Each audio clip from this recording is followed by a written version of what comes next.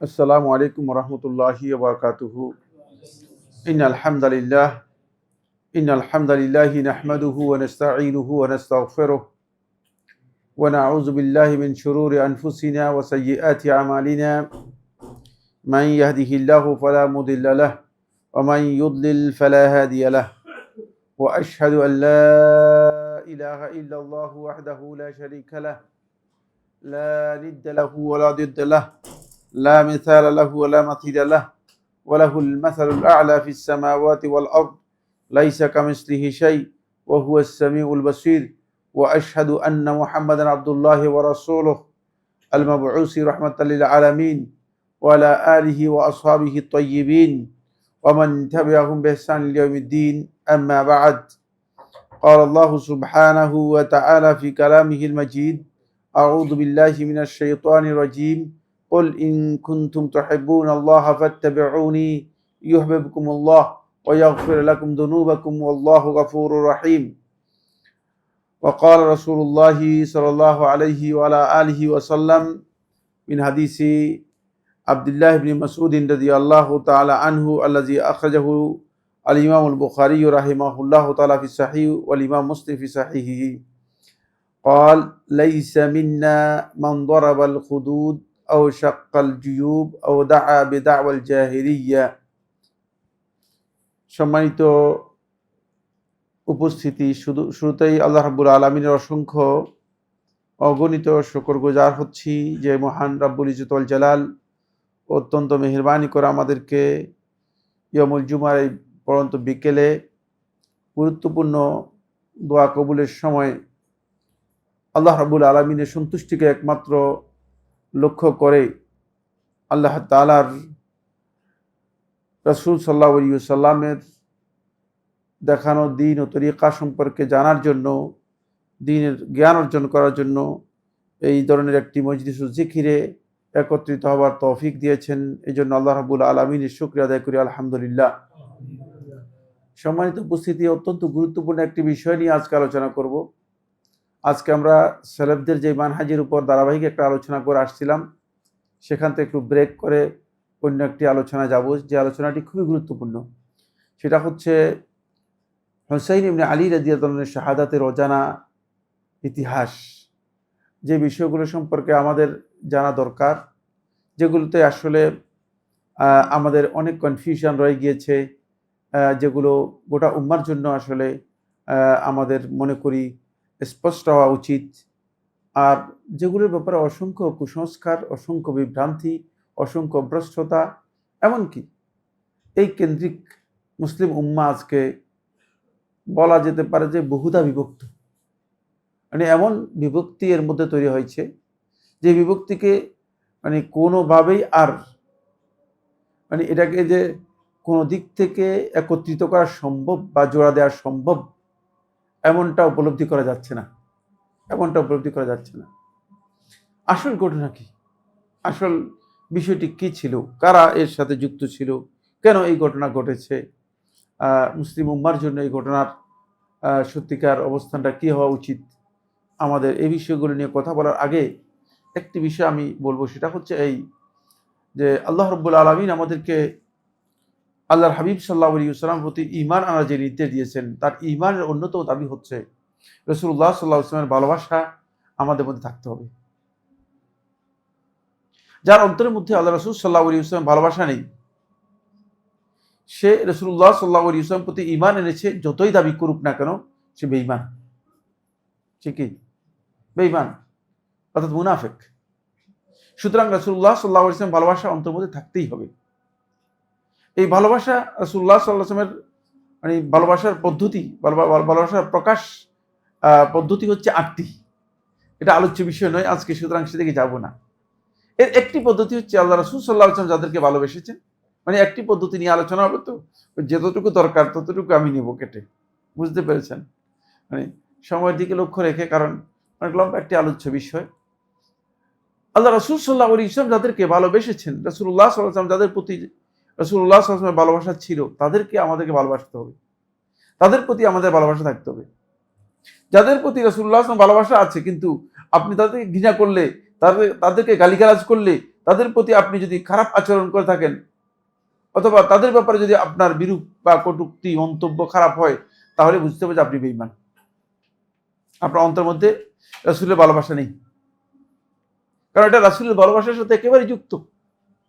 রাসূলুল্লাহ সাল্লাল্লাহু আলাইহি ওয়াসাল্লাম যাদেরকে ভালোবেসেছেন অনেক বেশি, যাদের ভালোবাসা রাসূলুল্লাহ সাল্লাল্লাহু আলাইহি ওয়াসাল্লামের ছিল এত অকৃত্রিম যে একেবারেই মানে সৃষ্টিগত ভালোবাসার মতো, প্রকৃতিগত ভালোবাসা, যাদেরকে রাসূলুল্লাহ সাল্লাল্লাহু আলাইহি ওয়াসাল্লাম সবচেয়ে বেশি কাছে রেখেছেন, তাদের মধ্যে একজন হচ্ছেন আল্লাহ রাসূল সাল্লাল্লাহু আলাইহি ওয়াসাল্লামের দহিত্র ফাতিমা বিনতে মুহাম্মদ রাদিয়াল্লাহু তাআলা আনহা ওয়ান আবিহা, তারই পুত্র হুসাইন ইবনে আলী রাদিয়াল্লাহু তাআলা আনহু। তিনি ছিলেন ফাতিমা রাদিয়াল্লাহু তাআলা আনহার দ্বিতীয় পুত্র হাসান ইবনে আলী রাদিয়াল্লাহু তাআলা আনহুর ছোট ভাই। হুসাইন ইবনে আলী রাদিয়াল্লাহু তাআলা আনহু আলী ইবনে আবি তালেব এর সন্তান ছিলেন। তিনি আল্লাহ রাসূল সাল্লাল্লাহু আলাইহি ওয়াসাল্লামের দহিত্র ছিলেন এবং কুরাইশের বনি হাশিমের মুহাম্মদ সাল্লাল্লাহু আলাইহি ওয়াসাল্লাম বংশের লোক ছিলেন। এই ব্যাপারে পৃথিবীর কোনো মানুষ দ্বিমত করার বা কোনো প্রশ্ন উত্থাপন করার সামান্যতম কোনো সুযোগ নেই, কোনো সুযোগ নেই।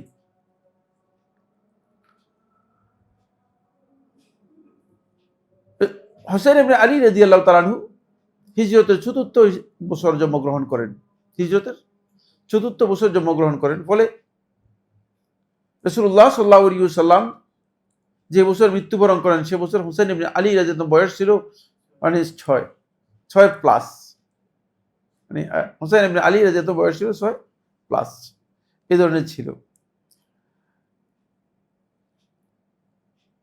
ছোট ছিলেন, খুবই ছোট ছিলেন, কিন্তু ৬ হলেও ৬ বা ৭ বছর বয়সে অনেকেই মানে অনেক স্মৃতি কি করতে পারে, ধারণ করতে পারে। ফলে আল্লাহ রাসূল সাল্লাল্লাহু আলাইহি ওয়াসাল্লাম থেকে হুসাইন ইবনে আলী রাদিয়াল্লাহু আনহু রিওয়ায়াত করেছেন, রিওয়ায়াত সাব্যস্ত হয়েছে। আল্লাহ রাসূল সাল্লাল্লাহু আলাইহি ওয়াসাল্লাম থেকে রিওয়ায়াত কি সাব্যস্ত হয়েছে, তবে রিওয়ায়াত সংখ্যা খুব কম, রিওয়ায়াত সংখ্যা তার খুব কম। আমি এই মুহূর্তে বলতে পারছি না, আমি যেহেতু তাহকিক করিনি। মুসনাদে বাকি ইবনে মাখলাদের মধ্যে তার বর্ণিত হাদিস সংখ্যা ২ বা ৩ উল্লেখ করা হয়েছে সম্ভবত, তাহকিক আমি বলতে পারছি না। কিন্তু হুসাইন ইবনে আলী রাদিয়াল্লাহু তাআলা আনহু তিনি ৬১ হিজরি সনের মুহররম মাসের ১০ তারিখে তুফে নির্মমভাবে মজলুম নির্যাতিত হয়ে শাহাদাত বরণ করেন, যেটা পৃথিবীর ইতিহাসে খুবই কলঙ্কিত একটি অধ্যায়, খুবই ঘৃণিত নিন্দিত একটি অধ্যায়। আল্লাহ রাসূল সাল্লাল্লাহু আলাইহি ওয়াসাল্লামের এই সন্তান আল্লাহ রাসূলের ইন্তেকালের ৫০ বছরের মাথায় তার উম্মতের কেউ তাকে হত্যা করবে, ব্যাপারটা কি মনে করেন? এটি কত ভয়ঙ্কর। যারা হত্যা করেছে তারা মানে এই উম্মতেরই লোক। তাহলে বোঝা গেল যে এখানে অনেক বিষয় জানার আছে, অনেক ইনফরমেশন আছে যেগুলো জানতে হবে। তারা কিভাবে হত্যা করলো, কেন হত্যা করলো, তারা আল্লাহ রাসূল সাল্লাল্লাহু আলাইহি ওয়াসাল্লাম দহিত্র সম্পর্কে তাদের যদি পরবর্তীতে জানা না থাকে, এদের মধ্যে এমন লোক ছিল যাদের জানা ছিল, তারপরেও তারা আল্লাহ রাসূল সাল্লাল্লাহু আলাইহি ওয়াসাল্লামের এই সন্তানকে হত্যা করা মানে তাদের পক্ষে কিভাবে সম্ভব হয়েছে। এই বিষয়টি খুবই গুরুত্বপূর্ণ। এই জন্য যে রাসূলুল্লাহ সাল্লাল্লাহু আলাইহি ওয়াসাল্লাম হুসাইন রাদিয়াল্লাহু তাআলাকে এত বেশি ভালোবাসতেন, তার ভালোবাসার কয়েকটি নমুনা আমি আল্লাহ রাসূল সাল্লাল্লাহু আলাইহি ওয়াসাল্লামের হাদিস থেকে আপনাদের সামনে প্রথমে পেশ করব, যেটা হুসাইন ইবনে আলী রাদিয়াল্লাহু তাআলা এর শ্রেষ্ঠত্ব, মর্যাদা এবং এই উম্মতের উপর তার যে গুরুত্ব আছে এরও প্রমাণ বহন করে। প্রথম হাদিসটি ইমাম আহমদ ইবনে হাম্বল রাহিমাহুল্লাহ তাআলা বর্ণনা করেছেন মুসনাদের মধ্যে। ইয়ালা আল আমিরি রাহিমাহুল্লাহ রাদিয়াল্লাহু তাআলা বর্ণনা করেন,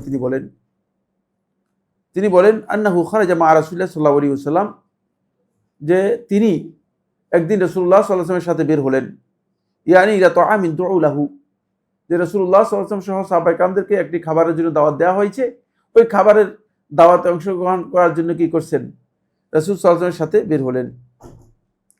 ক্বালা ফাস্তাসমালা রাসূলুল্লাহ সাল্লাল্লাহু আলাইহি ওয়াসাল্লাম আমামাল কওম, রাসূলুল্লাহ সাল্লাল্লাহু আলাইহি ওয়াসাল্লাম মানে লোকদের একবারে সামনেই আল্লাহ রাসূল সাল্লাল্লাহু আলাইহি ওয়াসাল্লাম ছিলেন। ওয়া হুসাইনুন মা গিলমানিন ইয়ালআব, আর হুসাইন রাদিয়াল্লাহু আনহু ছিলেন ছোট বাচ্চাদের সাথে খেলতেছিলেন, ছোট ছোট বাচ্চা যারা ছিল তাদের সাথে খেলতেছিলেন। ফাআরাদা রাসূলুল্লাহ সাল্লাল্লাহু আলাইহি ওয়াসাল্লাম, রাসূলুল্লাহ সাল্লাল্লাহু আলাইহি ওয়াসাল্লাম ইচ্ছা করলেন আন ইয়াখুযাহু, তাকে মানে ধরার জন্য। রাসূলুল্লাহ চাইলে যে তাকে হাত দিয়ে ধরার জন্য, আল্লাহ রাসূল সাল্লাল্লাহু আলাইহি ওয়াসাল্লাম চাইলে যে তার সাথে নেওয়ার জন্য, ধরার জন্য। ফাতাফাকা আস-সাবিয়্যু ইয়াফিরু হুনা মাররাতান ওয়া হাহুনা মাররাতান, মানে ছোট মানুষ তো, ছোট বাচ্চা, একবার এদিকে দৌড়ায়, একবার এদিকে দৌড়ায়, একবার এদিকে দৌড়ায়, একবার এদিকে দৌড়ায়, এভাবে দৌড়াচ্ছিলেন হুসাইন ইবনে আলী রাদিয়াল্লাহু তাআলা। ফাজাআ নবী সাল্লাল্লাহু আলাইহি ওয়াসাল্লাম ইউদাহিকুহু, নবী সাল্লাল্লাহু আলাইহি ওয়াসাল্লাম তাকে আরো, সে যেহেতু দৌড়াচ্ছে, নবী সাল্লাল্লাহু আলাইহি ওয়াসাল্লাম এভাবে তাকে দৌড়াচ্ছেন আর তাকে হাসাচ্ছেন, নবী সাল্লাল্লাহু আলাইহি ওয়াসাল্লাম তাকে দৌড়াচ্ছেন এবং হাসাচ্ছিলেন। হাত্তা খাযাহু, এমনকি রাসূলুল্লাহ সাল্লাল্লাহু আলাইহি ওয়াসাল্লাম তাকে কি করলেন, ধরে ফেললেন। ক্বালা ফাওয়াদা ইহদা ইয়াদাইহি তাহতা কাফাহ, তারপর আল্লাহ রাসূল সাল্লাল্লাহু আলাইহি ওয়াসাল্লাম তার এক হাত তার মাথার এই পিছনের দিকে রাসূলুল্লাহ সাল্লাল্লাহু আলাইহি ওয়াসাল্লাম রাখলেন। ওয়াল উখরা তাহতা যিকরিহি, আর রাসূলুল্লাহ সাল্লাল্লাহু আলাইহি ওয়াসাল্লাম তার আরেক হাত মুবারক রাসূলুল্লাহ সাল্লাল্লাহু আলাইহি ওয়াসাল্লাম তার এই যে থুতনি আছে, থুতনির মধ্যে রাখলেন, এভাবে রাখলেন, এভাবে রেখে ধরলেন। ওয়া ওয়াদা আফাহু ওয়া কাব্বালাহু, এবং রাসূলুল্লাহ সাল্লাল্লাহু আলাইহি ওয়াসাল্লাম তার মুখ মুবারক দিয়ে তার মুখের উপর রাসূলুল্লাহ সাল্লাল্লাহু আলাইহি ওয়াসাল্লাম চুম্বন করলেন। ওয়া ক্বালা, রাসূলুল্লাহ সাল্লাল্লাহু আলাইহি ওয়াসাল্লাম বললেন, হুসাইনুন মিন্নি, হুসাইন আমার মধ্য থেকে, আমারই একজন, ওয়ানা মিনহু মিন হুসাইন, আমি হুসাইনের একজন, মানে আমরা পরস্পরের সাথে মানে অন্তর্ভুক্ত। রাসূলুল্লাহ সাল্লাল্লাহু আলাইহি ওয়াসাল্লাম এমনভাবে বললেন যে হুসাইন আমার অংশ আর আমি হুসাইনের অংশ। তারপর রাসূলুল্লাহ সাল্লাল্লাহু আলাইহি ওয়াসাল্লাম বললেন, আল্লাহুম্মা, হে আল্লাহ, আহিব্বা মান আহাব্বা হুসাইনান, আপনি তাকে ভালোবাসুন যে হুসাইনকে ভালোবাসে। হুসাইনুন সিবতু মিনাল আসবাত, হুসাইন হচ্ছে বংশধরদের মধ্যে অন্যতম একজন বংশধর। এই হাদিস থেকে আমরা বুঝতে পেরেছি যে রাসূলুল্লাহ সাল্লাল্লাহু আলাইহি ওয়াসাল্লাম, আল্লাহ রাসূল সাল্লাল্লাহু আলাইহি ওয়াসাল্লাম হুসাইন ইবনে আলী রাদিয়াল্লাহু আনহুকে কিভাবে রাসূলুল্লাহ সাল্লাল্লাহু আলাইহি ওয়াসাল্লাম ভালোবাসতেন এর একটি সুস্পষ্ট নিদর্শন এখানে পাওয়া যায়। এর সাথে একটি বিষয় যুক্ত করে দিয়েছেন, এই riwayat-এর মধ্যে এসেছে, আল্লাহুম্মা আহিব্বা মান আহিব্বা হুসাইনান, ওয়া ফি লাফজিন, অন্য riwayat-এর মধ্যে এসেছে ওয়া আবগিদ মান আবগাদা হুসাইনান, আর হে আল্লাহ, যে হুসাইনকে ভালোবাসবে তাকে আপনি ভালোবাসুন, আর যে হুসাইনকে ঘৃণা করবে আপনি তাকে ঘৃণা করুন। মুসলিম উম্মার মধ্যে এমন কোন ব্যক্তি সত্যিকার যে আল্লাহ এবং তার রাসূলের প্রতি ঈমান এনেছে, তার অন্তরের মধ্যে হুসাইন ইবনে আলী রাদিয়াল্লাহু তাআলা আনহুর ভালোবাসা থাকবে না, এটা বিশ্বাস করার সুযোগ নেই। সুতরাং শিয়া রাফিজি সম্প্রদায় যারা মনে করে থাকে যে তারা কেবলমাত্র হুসাইন ইবনে আলী রাদিয়াল্লাহু তাআলা আনহুকে ভালোবাসে, তাদের এই বক্তব্য মোটেও সঠিক নয়।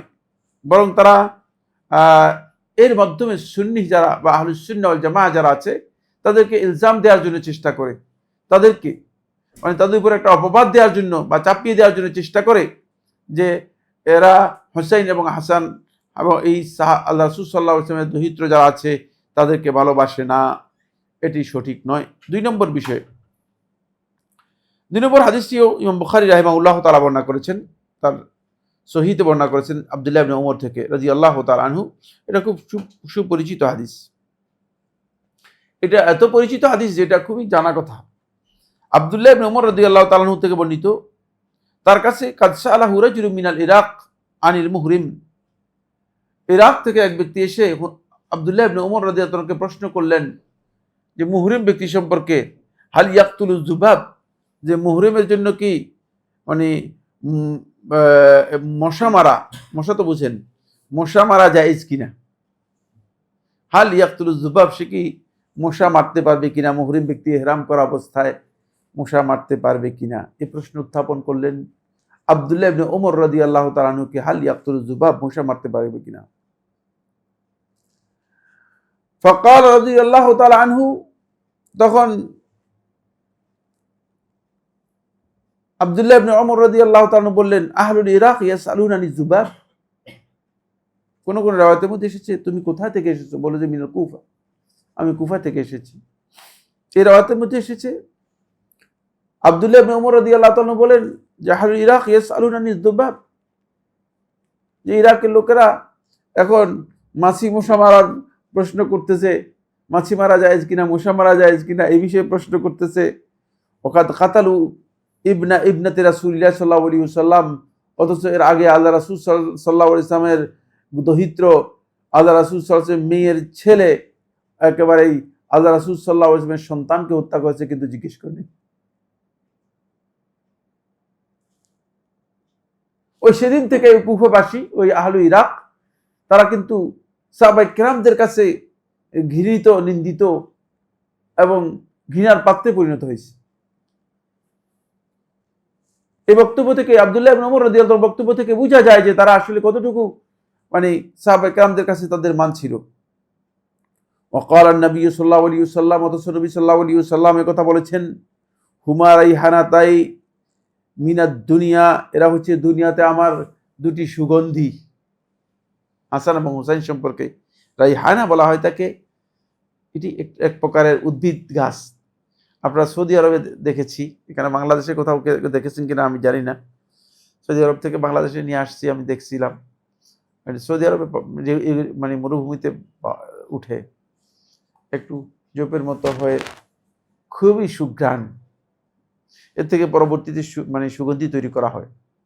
গাছটা, পুরো গাছটাই সুঘ্রাণ, এই গাছটা যদি মনে করেন এখানে রাখেন না, পুরো রুম সুঘ্রাণ হয়ে যাবে এরকম। রাসূলুল্লাহ সাল্লাল্লাহু আলাইহি ওয়াসাল্লাম হুমা রাইহানাতাই মিনাদ দুনিয়া, এই হুসাইন এবং হাসান, এই দুইজন হচ্ছে আমার দুনিয়ার সুগন্ধি, এরা আমার সুগন্ধি। রাসূলুল্লাহ সাল্লাল্লাহু আলাইহি ওয়াসাল্লাম এদেরকে কিভাবে তুলনা করেছেন, অর্থাৎ রাসূল সাল্লাল্লাহু আলাইহি ওয়াসাল্লামের কাছে কতটুকু প্রিয়ভাজন হলে, কতটুকু রাসূলুল্লাহ সাল্লাল্লাহু আলাইহি ওয়াসাল্লাম ভালোবাসার পাত্র হলে রাসূলুল্লাহ সাল্লাল্লাহু আলাইহি ওয়াসাল্লাম এমন একটি উদাহরণ দিয়েছেন যে আল্লাহ নবী সাল্লাল্লাহু আলাইহি ওয়াসাল্লামের কাছে এর দুজন হচ্ছে সুগন্ধির পাত্র। রাসূলুল্লাহ সাল্লাল্লাহু আলাইহি ওয়াসাল্লাম তাদেরকে সুগন্ধির পাত্র হিসেবে আখ্যায়িত করেছেন দুনিয়াতে। এটা এই হাদিস থেকে স্পষ্ট বোঝা যায় যে আল্লাহ রাসূল সাল্লাল্লাহু আলাইহি ওয়াসাল্লামের এই সন্তানকে যারা হত্যা করেছে তারা মূলত ঘৃণিত। আব্দুল্লাহ ইবনে ওমর রাদিয়াল্লাহু তাআলা তাদের প্রতি তারা একটা ঘৃণার বহিঃপ্রকাশ ঘটিয়েছেন। সেকেন্ড যে বিষয়টি, সেটা হলো রাসূলুল্লাহ সাল্লাল্লাহু আলাইহি ওয়াসাল্লাম যে তাদেরকে কিভাবে ভালোবাসতেন তার একটা সুস্পষ্ট বক্তব্য আব্দুল্লাহ ইবনে ওমর রাদিয়াল্লাহু তাআলা আনহু হাদিসের মধ্যেও কি করেছেন, বর্ণনা করে দিয়েছেন। এরপরের বিষয়টি হচ্ছে, এটা মুসনাদ আহমদের মধ্যে এসেছে হাদিসটি, এটাও আবু সাঈদ খুদরি রাদিয়াল্লাহু তাআলা তিনি বলেন, قال রাসূলুল্লাহ সাল্লাল্লাহু আলাইহি ওয়াসাল্লাম, রাসূলুল্লাহ সাল্লাল্লাহু আলাইহি ওয়াসাল্লাম ইরশাদ করেছেন, আল হাসান ওয়াল হুসাইন সাইয়্যিদা শাবাবি আহলিল জান্নাহ, হাসান এবং হুসাইন এই দুজন হচ্ছে সাইয়্যিদা শাবাবি আহলিল জান্নাহ, এরা হলো জান্নাতের যুবক যারা হবে, যুবকদের হাসান এবং হুসাইন এই দুজন হচ্ছে, হাসান হুসাইন দুজন হচ্ছে যুবকদের জান্নাতের নেতা বা সর্দার। এই হাদিসটি সনদ দিক থেকে শুদ্ধ, জুমহুর আহলে হাদিসগণ এই হাদিসটাকে সহিহ বলেছেন। কিন্তু হাদিসের অর্থ কি, এ নিয়ে আলেমদের মধ্যে বিভিন্ন বক্তব্য রয়েছে। খুব সুন্দর একটি ব্যাখ্যা করেছেন এই হাদিসের ব্যাখ্যার মধ্যে হাফেজ ইমাম মুনাবী রাহিমাহুল্লাহ তাআলা, তিনি উল্লেখ করেছেন যে সাইয়্যিদা শাবাবি আহলিল জান্নাহ, জান্নাতি যুবক যারা আছে এদের সর্দার হবে। জান্নাতে তো সবাই যুবক হবে, জান্নাতে কে কে বৃদ্ধ থাকবে? জান্নাতে কেউ কেউ বৃদ্ধ থাকবে কিনা? হ্যাঁ, তাহলে বোঝা যাচ্ছে যে এই হাদিসের একটা অর্থ করতে হবে, অর্থ বুঝতে হবে, ঠিক না? তখন তিনি দেখেন, উলামায়ে কেরাম হাদিসগুলোকে যখন উল্লেখ করতেন, তখন হাদিসগুলো যাতে করে মানুষ বুঝতে পারে এবং হাদিস থেকে যেন ভুল কনসেপ্ট, ভুল ধারণা না নেয়, এই জন্য উলামায়ে কেরাম কিন্তু এগুলোর অর্থ কি করেছেন, অর্থ বলে দিয়েছেন, অর্থ হাদিসগুলো বলে দিয়েছেন। বলেছেন যে এখানে বোঝানো হয়েছে সাইয়্যিদা শাবাব আহলিল জান্নাহ, ওই সমস্ত যুবকগুলো যারা মানে যুবক অবস্থায় মৃত্যুবরণ করে জান্নাতে গিয়েছে, তাদের কি হবে, তাদের সর্দার হবে।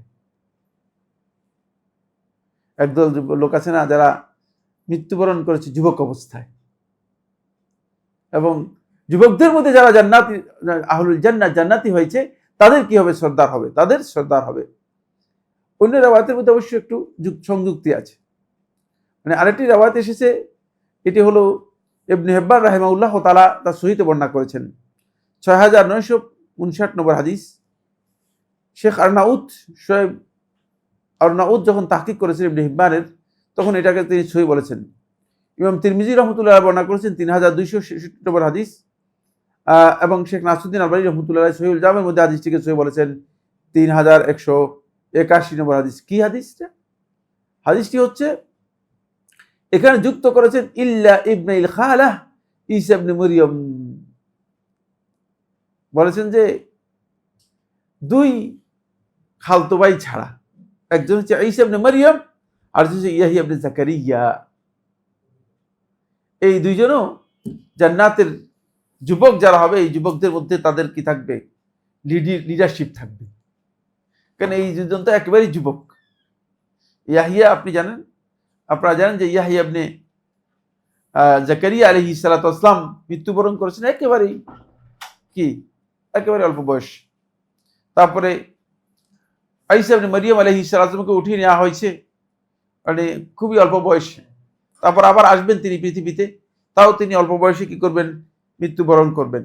এই দুইজন ছাড়া অন্য রাওয়ায়াতের মধ্যে এসেছে, এবং এই রাওয়ায়াতকে ইবনে হিব্বানের যেই তাফসীর হয়েছে সহিহ ইবনে হিব্বান আল ইহসান ফি সহিহ ইবনে হিব্বানের মধ্যে, এটাকে শেখ শোয়েব আরনাউত এবং শেখ নাসরুদ্দিন আলবানী রাহিমাহুল্লাহ তাআলা সহিহুল জামের মধ্যে হাদিসটিকে সহিহ বলেছেন, সহিহুল জামের মধ্যে হাদিসটিকে সহিহ বলেছেন। আসুন, এই হাদিস থেকে আমাদের কাছে এই বিষয়টি ক্লিয়ার হয়েছে যে তারা এই মর্যাদাটুকু পাবেন। হাসান এবং হুসাইন রাদিয়াল্লাহু তাআলা আনহুমা, এই দুজনের মর্যাদার মধ্যে অন্যতম মর্যাদা হচ্ছে যে এই দুইজন জান্নাতের যুবকদের সর্দার হবেন, জান্নাতের যুবকদের সর্দার হবেন। আরেকটি হাদিস বর্ণনা করেছেন আবু হুরায়রা রাদিয়াল্লাহু তাআলা, তিনি বলেন আনি নবী সাল্লাল্লাহু আলাইহি ওয়াসাল্লাম, নবী সাল্লাল্লাহু আলাইহি ওয়াসাল্লাম থেকে নবী সাল্লাল্লাহু আলাইহি ওয়াসাল্লাম থেকে তিনি বর্ণনা করেন, মান আহাব্বাল হাসানা ওয়াল হুসাইনা ফাকাদ আহাব্বানি ওয়া মান আবগাদাহুমা ফাকাদ আবগাদানি। এই হাদিসটি এটাও খুবই গুরুত্বপূর্ণ। ওই আগের হাদিসেরই মানে হতে পারে যে পরবর্তী অংশ, কিন্তু আগের যে হাদিসটা রয়েছে এই হাদিসটা আবু সাঈদ খুদরি থেকে বর্ণিত, আর এই হাদিসটা আবু হুরায়রা থেকে বর্ণিত। কার থেকে বর্ণিত? আবু হুরায়রা থেকে বর্ণিত।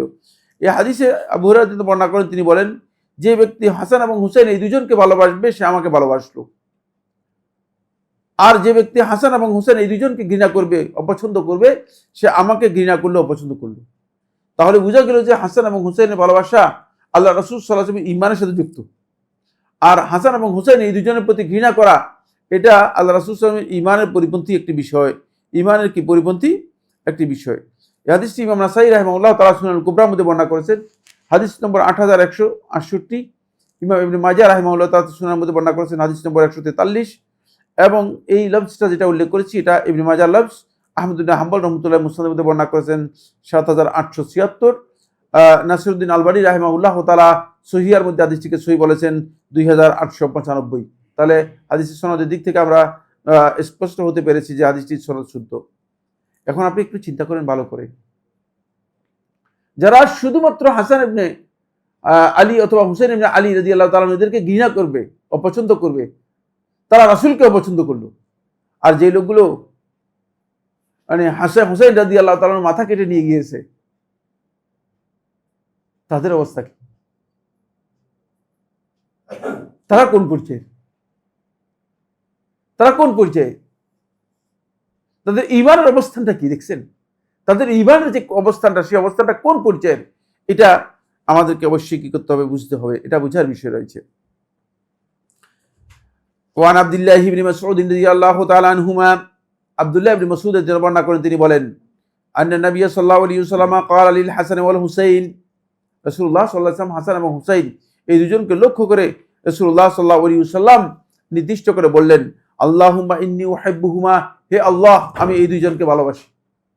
ফাআহিব্বাহুমা, আপনিও এই দুইজনকে ভালোবাসেন। মানে আল্লাহ রাব্বুল আলামিনের কাছে রাসূলুল্লাহ সাল্লাল্লাহু আলাইহি ওয়াসাল্লাম দোয়া করতেছেন যে আল্লাহ আমি এই দুইজনকে ভালোবাসি, সুতরাং আপনিও এই দুইজনকে ভালোবাসেন। ওয়ামান আহাব্বাহুমা ফাহিব্বানি ওয়ামান আহাব্বাহুমা ফাকাদ আহাব্বানি, আর যে এই দুইজনকে ভালোবাসবে সে আমাকে ভালোবাসলো। রাসূলুল্লাহ সাল্লাল্লাহু আলাইহি ওয়াসাল্লাম সার্টিফিকেট দিয়ে দিচ্ছেন। আল্লাহ রাব্বুল আলামিনের কাছ থেকে ভালোবাসার সার্টিফিকেট নিয়ে তারপরে এমন সার্টিফিকেট দিয়ে দিচ্ছেন যে সার্টিফিকেটের মাধ্যমে আল্লাহ রাসূল সাল্লাল্লাহু আলাইহি ওয়াসাল্লাম এটা স্পষ্ট করে দিচ্ছেন যে এই হাসান এবং হুসাইন রাদিয়াল্লাহু তাআলা আনহুমা এই দুজনকে ভালোবাসবে, তাহলে সে আল্লাহ রাসূলকে ভালোবাসলো, তাহলে সে আল্লাহ রাসূলকে ভালোবাসলো। এটাও হাদিস। আমরা যদি হাদিসের তাখরিজে যাই, দেখবো যে হাদিসটি তাখরিজ করেছেন ইমাম বাজ্জার তার মুসনাদের মধ্যে, এবং ইমাম নাসাই রাহিমাহুল্লাহ তাআলা সুনানুল কুবরার মধ্যে, ইবনে হিব্বান বর্ণনা করেছেন সহিহের মধ্যে, শৌকানি রাহিমাহুল্লাহ তাআলা হাদিসটি উল্লেখ করেছেন দুররুস সাহাবার মধ্যে, এবং হাদিসের সনদের দিক থেকে সনদকে জাইয়িদ বলেছেন, ইমাম শৌকানিও জাইয়িদ বলেছেন, আরও অন্যরাও হাদিসের সনদকে জাইয়িদ বলেছেন। যিনি তাহকিক করেছেন মুসনাদ আল বাজ্জারকে, তিনি হাদিসটাকে জাইয়িদ বলেছেন। জাইয়িদ সনদ এটা গ্রহণযোগ্য সনদের মধ্যে একটি।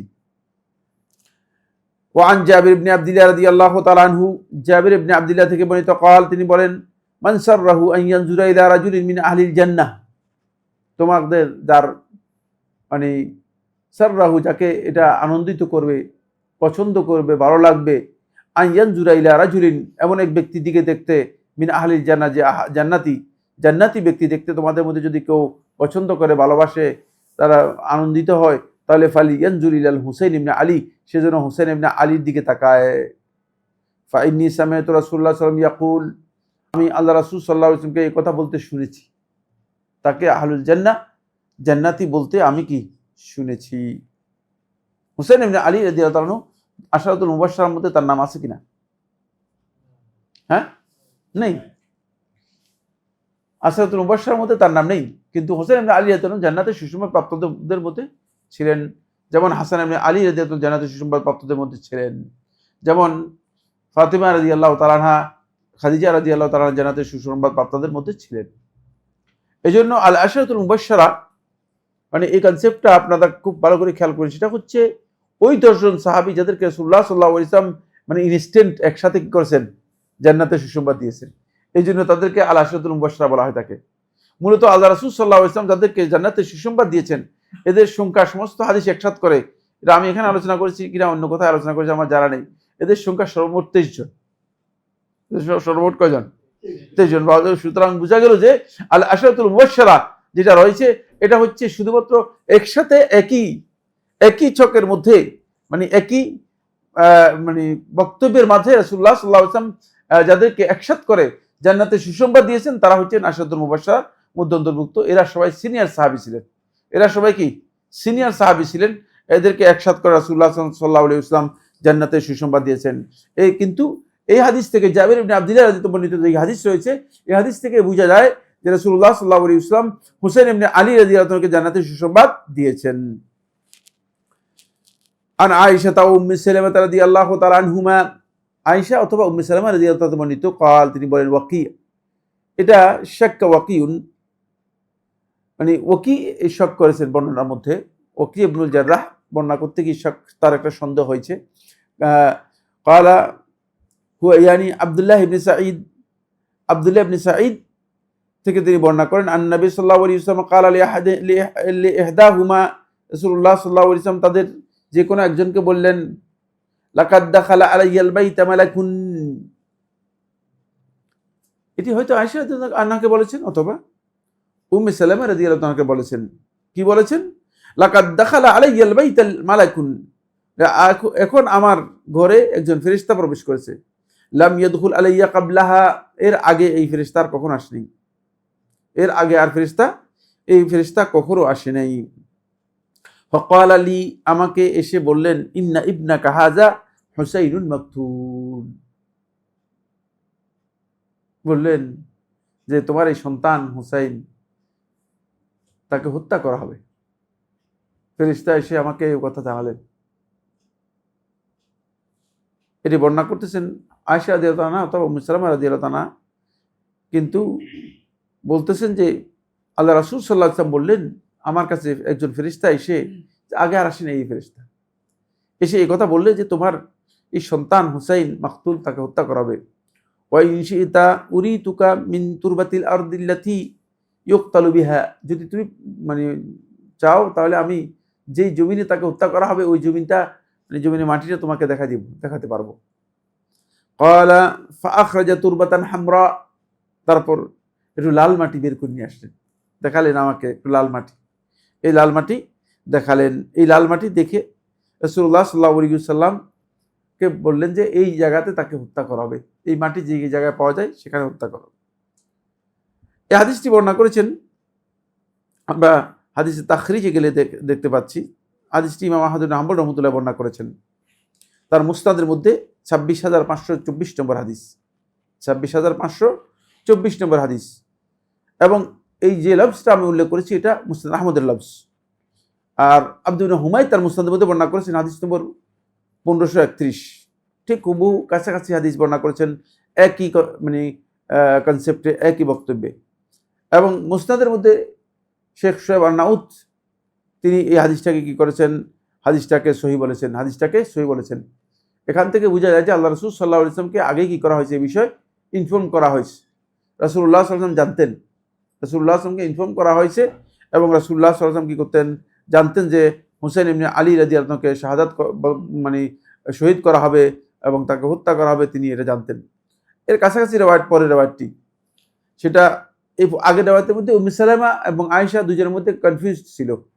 এটা বর্ণনাকারী ওয়াকি ইবনে জাররাহ কি করেছেন, কনফিউশন করেছেন, কিন্তু এই রেওয়ায়েতের মধ্যে কনফিউশন নেই। দেখেন, আন উম্মে সালামাতা উম্মুল মুমিনিন রাদিয়াল্লাহু তাআলা আনহা, উম্মে সালামা উম্মুল মুমিনিন রাদিয়াল্লাহু তাআলা বর্ণনা করেন, নবী সাল্লাল্লাহু আলাইহি ওয়াসাল্লাম, নবী সাল্লাল্লাহু আলাইহি ওয়াসাল্লাম থেকে, ইন্না ইবনি হাযা ইয়ানিল হুসাইন, যে আমার সন্তান, এই সন্তান ইয়ানিল হুসাইন, ইশারা করছেন হুসাইন রাদিয়াল্লাহু আনহু থেকে, ইউকতালু বিআরদিন মিন আরদিল ইরাক, যে ইরাকের একটি জনপদে, ইরাকের একটি ভূমিতে তাকে হত্যা করা হবে।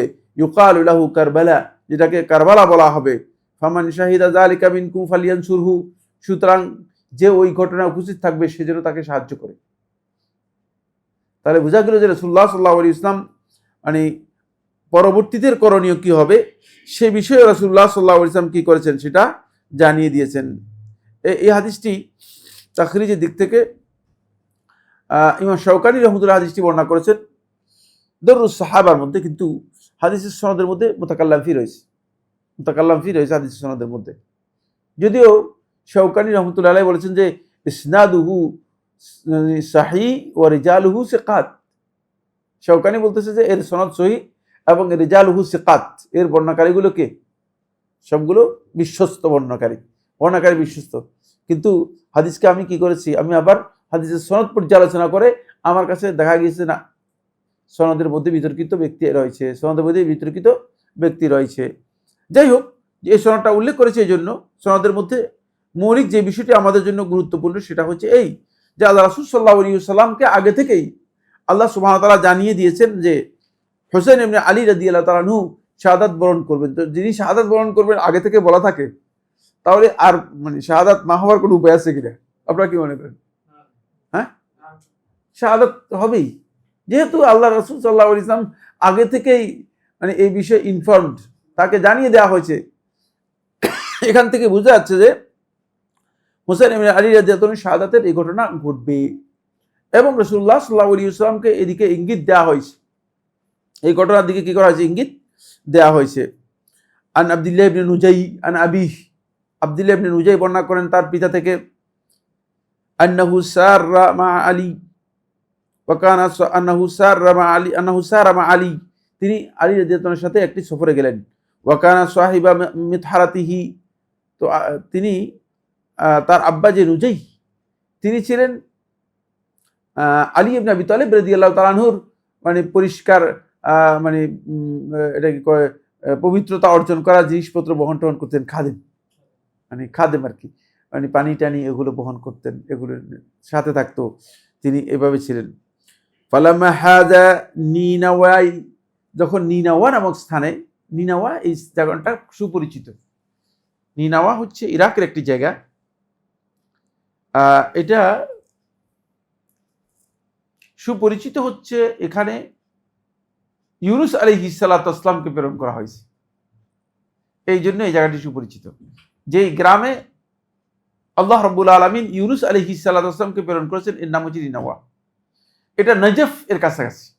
বর্তমান শহর যে নজফ আছে না, ইরাকের যে নজফ আছে, নজফ এর কাছাকাছি এই শহর, তবে নজফ না, নজফের কাছাকাছি একটি শহর। নিনাওয়া পর্যন্ত যখন গেলেন, ওহু মুনতালিকুল ইলা সিফফিন, তিনি সিফফিনের দিকে যাচ্ছিলেন। কে যাচ্ছিলেন? আলী রাদিয়াল্লাহু তাআলা আনহু। জি, ওহু মুনতালিকুল ইলা সিফফিন, সিফফিনের দিকে যাচ্ছিলেন। যখন নিনাওয়া পর্যন্ত গেলেন, তখন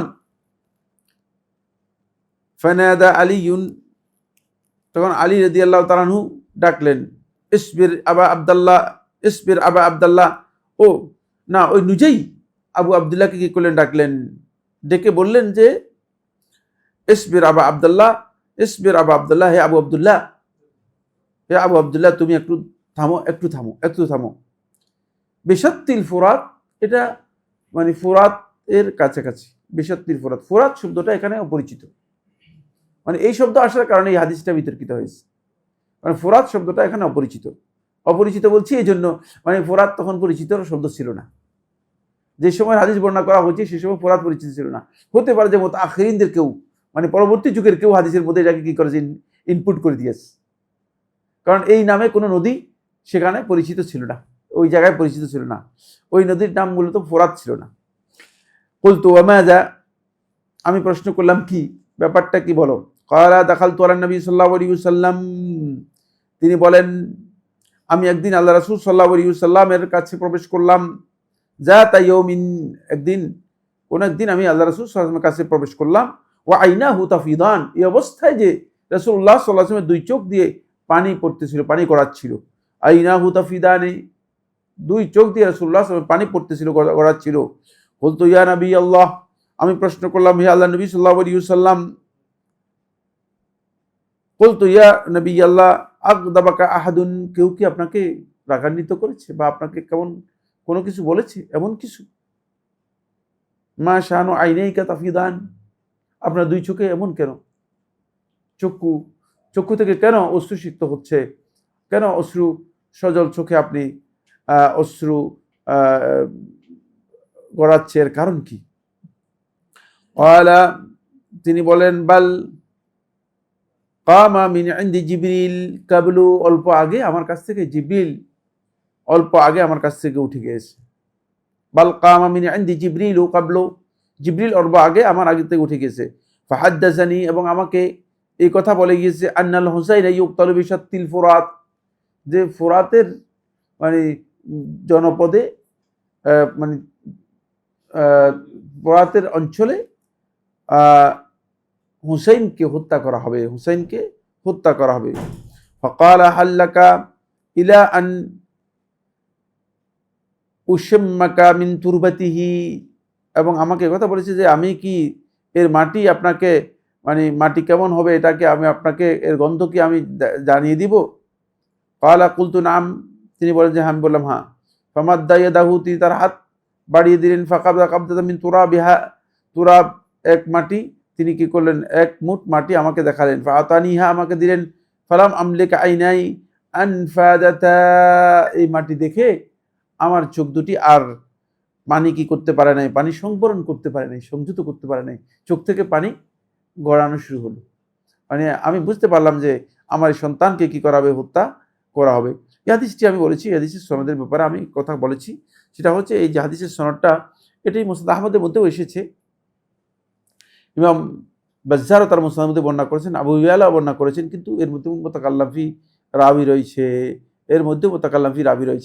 মুহাম্মদ ইবনে উবাইদ মুতাকাল্লাম, শুরহাবিল ইবনে মুদরিক সেও মুতাকাল্লাম। ফলে এই হাদিসটা মানে সনদের দিক থেকে বিশুদ্ধ নয়। এবং এই রেওয়ায়াত থেকে যেই মানে বক্তব্যটা আমরা নেওয়ার জন্য এখানে উল্লেখ করেছি, সেটা হচ্ছে এই যে মানে আল্লাহ রাসূল সাল্লাল্লাহু আলাইহি ওয়াসাল্লামকে আগে থেকে ইনফর্ম করা হয়েছে, এটা উদ্দেশ্য। মানে এই সনদগুলো বর্ণনা করার উদ্দেশ্য হচ্ছে যে রাসূলুল্লাহ সাল্লাল্লাহু আলাইহি ওয়াসাল্লাম তাকে ইনফর্ম করা হয়েছে যে এই ধরনের ঘটনা ঘটবে, যে আল্লাহ রাসূল সাল্লাল্লাহু আলাইহি ওয়াসাল্লাম সেটা জানতে পেরেছেন, আল্লাহ রাসূল সাল্লাল্লাহু আলাইহি ওয়াসাল্লাম এটা জানতে পেরেছেন।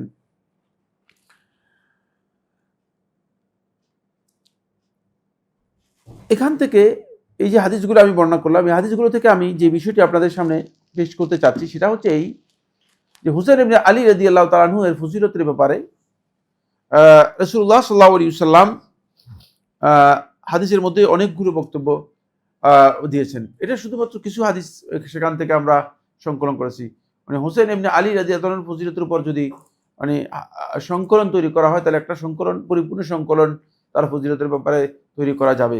কিন্তু এখান থেকে আমি যেটা বুঝাতে চেয়েছি সেটা হলো এই যে রাসূলুল্লাহ সাল্লাল্লাহু আলাইহি ওয়াসাল্লাম হুসাইন ইবনে আলী রাদিয়াল্লাহু কিভাবে ভালোবাসতেন, মানে তার ভালোবাসার মাত্রাটা কি ছিল, এটা যাতে করে আমরা উম্মতের মানুষ যারা আছি, আমরা উম্মতের মানুষগুলো যেন এই ভালোবাসার মাত্রাটা বুঝতে পারি।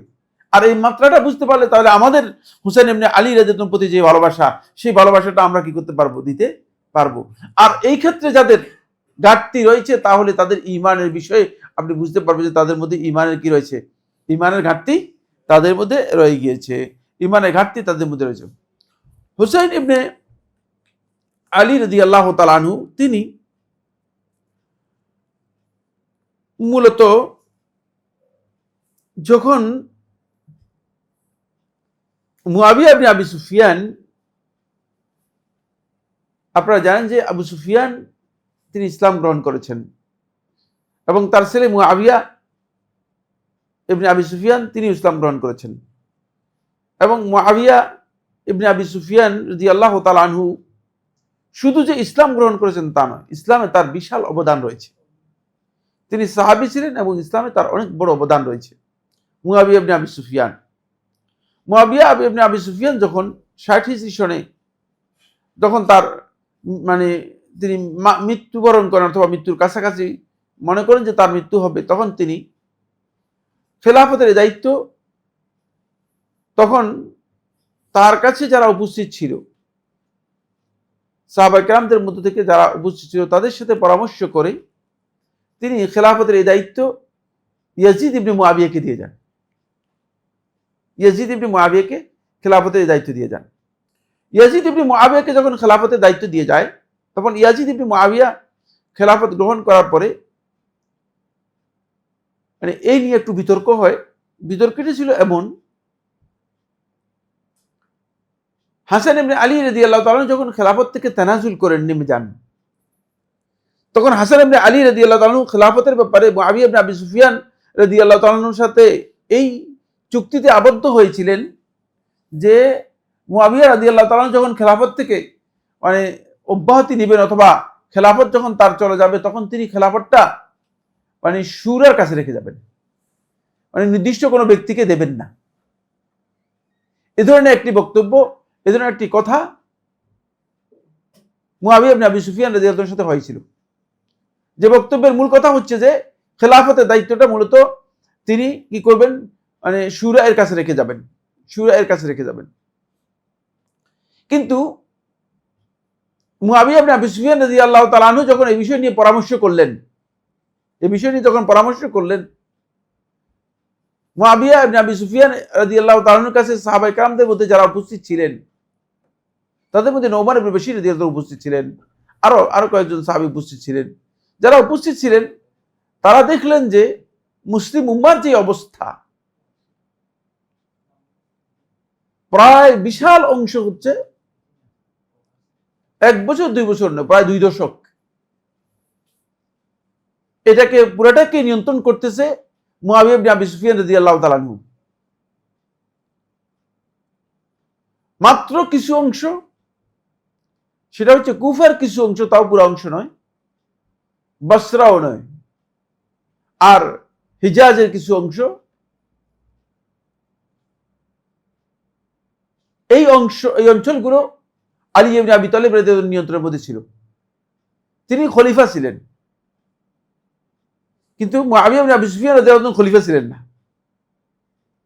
তিনি গভর্নরের দায়িত্ব পালন করতেছিলেন। গভর্নর দায়িত্ব পালন করলেও আপনারা দেখেন মানে কেউ প্রধানমন্ত্রী, কেউ প্রধানমন্ত্রী, বুঝতে পেরেছেন কিনা, মানে ব্যাপারটা হয়ে গেছে এমন যে মানে মানে অনেকের আছে যে ক্ষমতার দিক থেকে উপরে হলেও কিন্তু মানে অনেকে সেই মানে ক্ষমতাকে ওইভাবে প্রয়োগ করতে পারে না। মুয়াবিয়া ইবনে আবি সুফিয়ান রাদিয়াল্লাহু তাআলা আনহু তিনি যেহেতু এই অঞ্চলে দীর্ঘদিন থেকে আলী ইবনে আবি তালিব রাদিয়াল্লাহু আনহু এরও আরো 10 বছর আগ থেকে, এরও আরো 10 বছর 10 না 11 বছর আগ থেকে তিনি কি করতেছেন, এই অঞ্চল পুরাটার গভর্নরের দায়িত্ব পালন করতেছেন। ফলে এই অঞ্চল পুরাটাই তার নিয়ন্ত্রণে থাকার কারণে এই অঞ্চল পুরাটাই মানে মুসলিমদের নিয়ন্ত্রণে থাকাটা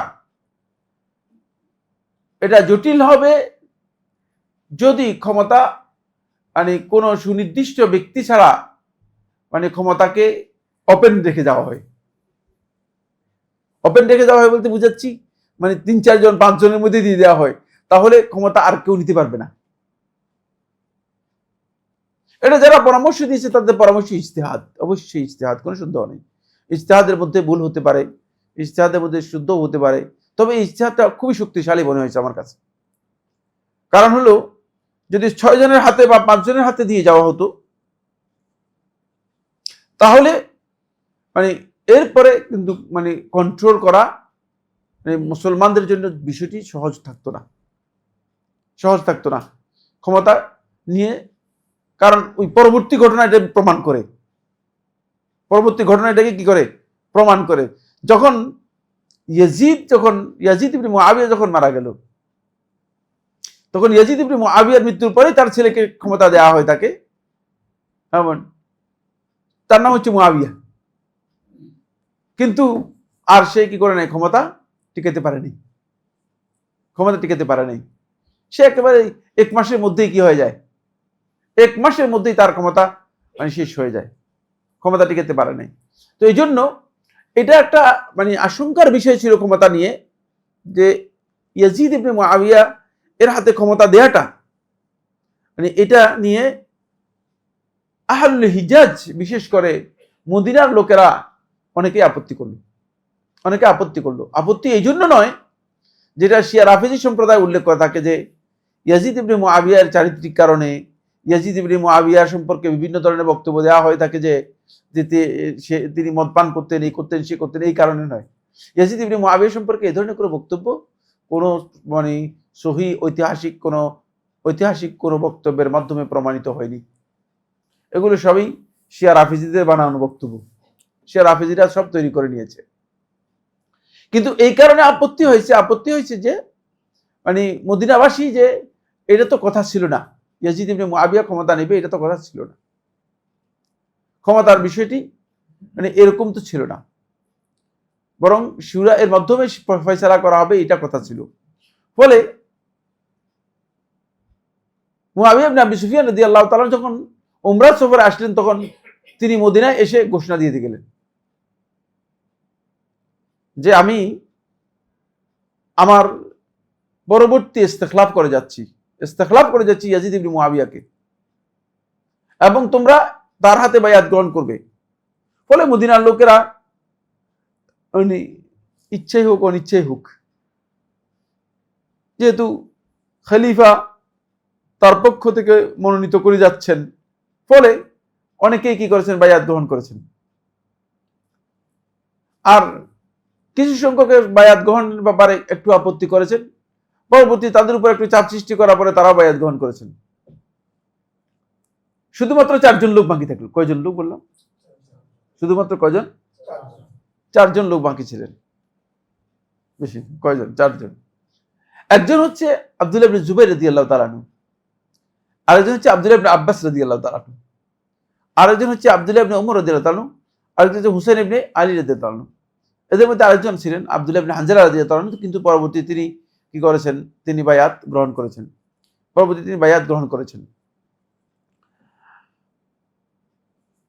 এর মধ্যে আব্দুল্লাহ ইবনে উমর রাদিয়াল্লাহু তাআলা পরবর্তীতে বায়াত গ্রহণ করেছেন, বায়াত মেনে নিয়েছেন। আব্দুল্লাহ ইবনে আব্বাস বায়াত মেনে নিয়েছেন, রয়ে গেল আব্দুল্লাহ ইবনে জুবাইর এবং হুসাইন ইবনে আলী রাদিয়াল্লাহু তাআলা। আব্দুল্লাহ ইবনে জুবাইর রাদিয়াল্লাহু তাআলা আনহু বায়াতের ব্যাপারে পুরো অস্বীকৃতি জানালেন, তিনি মক্কায় চলে গেলেন।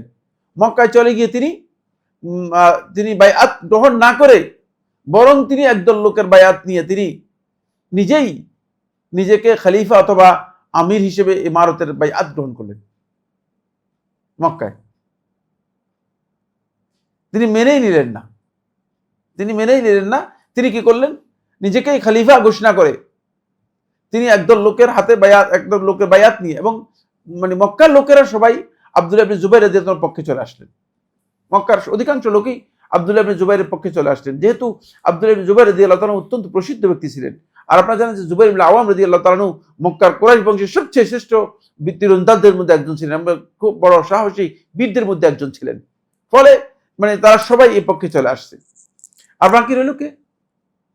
হুসাইন ইবনে আলী রাদিয়াল্লাহু তাআলা। হুসাইন ইবনে আলী রাদিয়াল্লাহু তাআলাকে আসে মানে ওলীদ ইবনে উতবা ধরল। ওলীদ ইবনে উতবা হচ্ছে তখন এটাকে কি বলে, মানে মদিনার গভর্নরের দায়িত্ব পালন করতেছে। বললো যে তুমি বায়াত ঘোষণা করো রাত্রিবেলায়। হুসাইন ইবনে আলী রাদিয়াল্লাহু তাআলা রাতের বেলায় যখন দেখলেন যে কি রাত্রিবেলায় আমি বায়াত ঘোষণা করব, হুসাইন রাদিয়াল্লাহু তাআলা কৌশল করলেন, বললেন যে আমি যদি বায়াত নিই তাহলে আমি দিবসে মানে একেবারে মানুষের চোখের সামনে বায়াত গ্রহণ করবো, আমি রাত্রে বায়াত ঘোষণা করবো না। অর্থাৎ তিনি বায়াত ঘোষণা করবেন না, কিন্তু বলছে আমি যদি বায়াত নিই তাহলে মানুষের সামনে বলবো। ওলীদ ইবনে উতবা এটা শুনে চলে গেল। হুসাইন রাদিয়াল্লাহু দেখলেন যে সুযোগ, এর মধ্যে রাত্রি হুসাইন রাদিয়াল্লাহু তাআলা মোটামুটি সবাই সব কিছু গুটাইয়া রাত্রেই মদিনা ত্যাগ করে মক্কার উদ্দেশ্যে চলে গেলেন। হুসাইন রাদিয়াল্লাহু মনে করলেন যে এখানে থাকলে বায়াতের জন্য তাকে চাপ সৃষ্টি করা হবে, যেটা তার জন্য ভালো হবে না, সুখকর হবে না, আনন্দের বিষয় হবে না। সুতরাং এই চাপ থেকে সরে যাওয়ার জন্য হুসাইন রাদিয়াল্লাহু কি করলেন, হুসাইন রাদিয়াল্লাহু মক্কার উদ্দেশ্যে চলে গেলেন। এটা রজব মাসের 26 তারিখে হুসাইন রাদিয়াল্লাহু এই রাত্রে বেরিয়ে যান। হুসাইন ইবনে আলী রাদিয়াল্লাহু তাআলা আনহু মক্কায় চলে আসার পর ইতিমধ্যেই মূলত খেলাফতের বিষয় নিয়ে মানে কুফা এবং বসরা থেকে হুসাইন ইবনে আলী রাদিয়াল্লাহু কাছে বারবার বিভিন্ন ওই যারা আলী ইবনে আবি তালেব রাদিয়াল্লাহুর সাথে যাদের সম্পর্ক ছিল, তারা আলী ইবনে আবি তালেব রাদিয়াল্লাহু খায়ের খা নিজে থেকে প্রকাশ করার জন্য তারা সবাই লিখিতভাবে চিঠি পাঠাচ্ছিল যে আপনি আমাদের কাছে আসেন, আমাদের কোনো আমির নেই, আপনি আমাদের আমির হবেন, আমরা আপনার কাছে বায়াত গ্রহণ করব। এটা ছিল মূলত মূল প্রতারণা। এই ধরনের চিঠি মানে একটি দুটি না, এই ধরনের চিঠি পাঠানো হয় তাকে হোসেন ইবনে আলী রাদিয়াল্লাহু কাছে অনেকগুলো।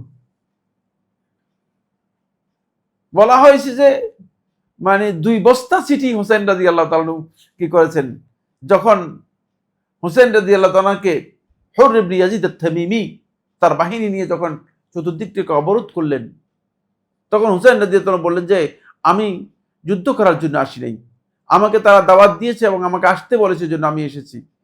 তখন তিনি বের করে দেখালেন 2 বস্তা চিঠি। 2 বস্তা চিঠি। এই চিঠির মধ্যে সবগুলোর মধ্যেই মানে হোসেন ইবনে আলী রাদিয়াল্লাহুকে এই কথা বলা হচ্ছিল যে মানে আপনি আসেন, আপনি আমাদের আমরা আপনার কাছে বায়াত গ্রহণ করব, আপনি আমাদের আমির হবেন। তো হোসেন রাদিয়াল্লাহু সঙ্গত কারণেই যেহেতু এতগুলো চিঠি আসছে, হোসেন রাদিয়াল্লাহু চিন্তা করলেন যে তাহলে যে কোনো একজনকে পাঠাই, তাদের অবস্থান সম্পর্কে বুঝি, যে কোনো একজনকে পাঠাই, তাদের অবস্থানটা কি বুঝি, তারা কোন অবস্থানে আসলে তারা কি সত্য বলতেছে না মিথ্যা বলতেছে, তাদের এই ঘটনা কি প্রতারণা না সঠিক নয়, কোনটা মানে কোনটা, এটা জানার জন্য হুসাইন রাদিয়াল্লাহু তাআলা কি করলেন, হুসাইন রাদিয়াল্লাহু তাআলা তার চাচাতো ভাই মুসলিম ইবনে আকিল, আলী ইবনে আবি তালেব এর মানে তিনি আকিল ইবনে আবি তালেব তারই ছেলে মুসলিম ইবনে আকিলকে পাঠালেন। মুসলিম ইবনে আকিলকে পাঠালেন যে তুমি আগে কুফায় যাও, গিয়ে তুমি বিষয়টি জানো। মুসলিম ইবনে আকিল রাহিমাহুল্লাহ তাআলা তিনি গেলেন, গিয়ে তিনি হানি ইবনে উরওয়ার ঘরে উঠলেন। হানি ইবনে উরওয়া এর ঘরে উঠার পরে মানে তার সাথে সাক্ষাৎ করে যে আমি আসছি, আলী হোসেন ইবনে আলীর পক্ষ থেকে কারা চিঠি পাঠিয়েছে, এরা কারা। দেখা গেল যে বহু লোক, মানে কথা বলতে না বলতেই অল্প সময়ের মধ্যে প্রায় 20,000 লোক একত্রিত হয়ে গেছে। 20,000 লোকের মতো একত্রিত হয়ে গেছে। মুসলিম ইবনে আকিল রাহিমাহুল্লাহ তাআলা মনে করলেন যে ঠিকই তো ব্যাপার, এরা তো সবাই চাচ্ছে যে হুসাইন ইবনে আলী রাদিয়াল্লাহু আনহু আসুক এখানে। 20,000 লোক, আর কোন একটা জায়গায় যখন 20,000 লোক একত্রিত হয়ে যাবে, তখন এটা তো অবশ্যই মানে অন্যের দৃষ্টি পড়ে যাবে না, অন্যদের দৃষ্টিও পড়ে গিয়েছে, অন্যদের দৃষ্টি পড়ে গেছে। তখন ভাই খবর পৌঁছে গিয়েছে বসরার গভর্নর দায়িত্ব পালন করতেছিল উবাইদুল্লাহ ইবনে জিয়াদ তার কাছে, আর কুফার গভর্নর দায়িত্বে ছিলেন তখন নোমান ইবনে বশীর রাদিয়াল্লাহু তাআলা আনহু। নোমান ইবনে বশীর দুর্বল মানুষ, তিনি আর ওটা নিয়ে এত অস্থির সাহাবী, খুব সহজ সরল মানুষ, এ নিয়ে অস্থির তার ছিল না। যখন এই খবর পৌঁছলো তখন খুব দ্রুত উবাইদুল্লাহ ইবনে জিয়াদ একটা অ্যাকশনে গেল। কি অ্যাকশনে গেল? উবাইদুল্লাহ ইবনে জিয়াদ অ্যাকশনে গেল যে উবাইদুল্লাহ ইবনে জিয়াদ মনে করলো যে হুসাইনের পক্ষ থেকে বাইআত নিচ্ছে মুসলিম ইবনে আকিল। তো উবাইদুল্লাহ ইবনে জিয়াদ খুবই দ্রুত এই বিষয়ে বারিদ পাঠিয়ে দিল সিরিয়াতে নিউজ পাঠিয়ে দিল আর কি। বারিদ হচ্ছে পোস্টম্যানকে বলা হয়। তখনকার পোস্টম্যান মানে ইয়ে থেকে বসরা বা কুফা থেকে দামেস্কে যেতে 1 মাস সময় লাগতো যদি সরাসরি যেত, আর যদি মানে মঞ্জিল হয়ে যেত তাহলে 10 দিনে চলে যেত। মানে পোস্টম্যান তার নিউজ নিয়ে 10 দিনে চলে যেত। তো এইভাবে মানে তারা নিউজগুলো কি করতো, ট্রান্সফার করতো। আপনার মতো মোবাইলের যুগ না, বুঝতে পেরেছেন, মোবাইল করে বলে দিত। সুতরাং বিষয়টা কঠিন ছিল, সহজ ছিল না। তিনি জানিয়ে দিলেন যে মুসলিম ইবনে আকিল আসছে এবং হোসেন ইবনে আলী রাদিয়াল্লাহু আনহুর পক্ষ থেকে বাইআত গ্রহণ করতেছে। যখন এই বিষয়টি জানিয়ে দিলেন, তখন উবাইদুল্লাহ ইবনে জিয়াদ খুব দ্রুত মানে ইয়াজিদ ইবনে মুআবিয়া খুব দ্রুত মানে বারিদ পাঠিয়ে দিল এই মর্মে যে হ্যাঁ, তুমি মুসলিমকে কি করো, ফলো করো, অনুসরণ করো, তুমি মুসলিমকে অনুসরণ করো। আর 2 নম্বর খেয়াল রাখো যেন হুসাইন আসতে না পারে। আর বসরার দায়িত্বের সাথে তোমার সাথে কুফার গভর্নরের দায়িত্ব তোমাকে দিয়ে দেওয়া হলো। মানে কুফার গভর্নরের দায়িত্ব যার উপর ছিল তাকে অব্যাহতি দিয়ে মানে কুফার দায়িত্ব তাকে দিয়ে দেওয়া হলো। কারণ জানে যে মানে উবাইদুল্লাহ ইবনে জিয়াদ হচ্ছে দুর্ধর্ষ, হিংস্র এবং খুব কঠোর মানুষ। কি খুব প্রাপ্ত, খুব হারামজাদা। বাবুল কি বাবুলে হারামজাদা, মানে বলে মানে হারামজাদার ছেলে ভালো হওয়ার সম্ভাবনা কম হয়, বেশিরভাগই আর ভালোও হতে পারে, বেশিরভাগ কম হয়। মানে এটা আবু সুফিয়ান মানে মানে ইসলাম গ্রহণ করার আগে বেবিচার করেছিল জামা নামে এক মানে মহিলার সাথে। ওই ঘরে এই হারামজাদার জন্ম হয়েছে, তার নাম হচ্ছে জিয়াদ ইবনে আবিহি। ওই হারামজাদার ছেলে হচ্ছে এই, বুঝতে পেরেছেন? এটাকে উবাইদুল্লাহকে না মানে তাকে মুআবিয়া ইবনে আবি সুফিয়ান রাদিয়াল্লাহু তাআলা আনহু ভাই হিসেবে স্বীকৃতি দিয়েছেন। এর আগে আবু সুফিয়ান রাদিয়াল্লাহু তাআলা আনহু থাকা অবস্থায় তাকে সন্তান হিসেবে মেনে নেয় নাই, স্বীকৃতি দেয় নাই, কিন্তু এই ভাই হিসেবে গ্রহণ করে নিয়েছে, উনি ভাই হিসেবে গ্রহণ করে নিয়েছে। তো যাই হোক, সেটা একটা ভিন্ন আলোচ্য বিষয়। ফলে উবাইদুল্লাহ ইবনে জিয়াদ বুদ্ধিমত্তার সাথে সে বসরা থেকে নিজের পরিচয় গোপন করে, যেভাবে পরিচয় গোপন করে বসরা থেকে সে কুফায় আসলো। কুফায় এসে মানে পরিস্থিতি পর্যবেক্ষণ করে ঘুরতে ঘুরতে উম্মে হানিয়ার ঘর পর্যন্ত পৌঁছে গেল। ওই মানে হানি ইবনে উরওয়া ইবনে হানিয়ার যে ঘর, হানি ইবনে উরওয়ার যে ঘর আছে, ঘর পর্যন্ত পৌঁছে গেল। দেখলো যে ঠিকই তো মুসলিম ইবনে আকিলের এখানে অনেক লোক।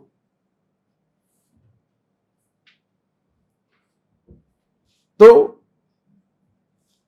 তখন উবাইদুল্লাহ ইবনে জিয়াদ তার পক্ষ থেকে ঘোষণা দিল যে একজন লোক নিয়োগ দিয়ে বলল যে এখানে তোমরা যারা একত্রিত হয়েছ, আমিরের পক্ষ থেকে নির্দেশ, সবাই সরে যাও, কোনোভাবেই মুসলিমের হাতে কোনো বায়াত হবে না। যেহেতু কুফার গভর্নর ওবায়দুল্লাহ ইবনে জিয়াদকে নিয়োগ দেওয়া হয়েছে এবং ওবায়দুল্লাহ ইবনে জিয়াদ তিনি আসবেন, যাকে তিনি পাবেন তাকে তিনি হত্যা করে ফেলবেন। আসলে কিন্তু ওবায়দুল্লাহ ইবনে জিয়াদ ওখানেই আছে, বুঝতে পেরেছেন? মানে ভয় দেখাচ্ছে আর কি, অনেক ভয় দেখাচ্ছে। এই ভয়েই মোটামুটি সকালবেলাই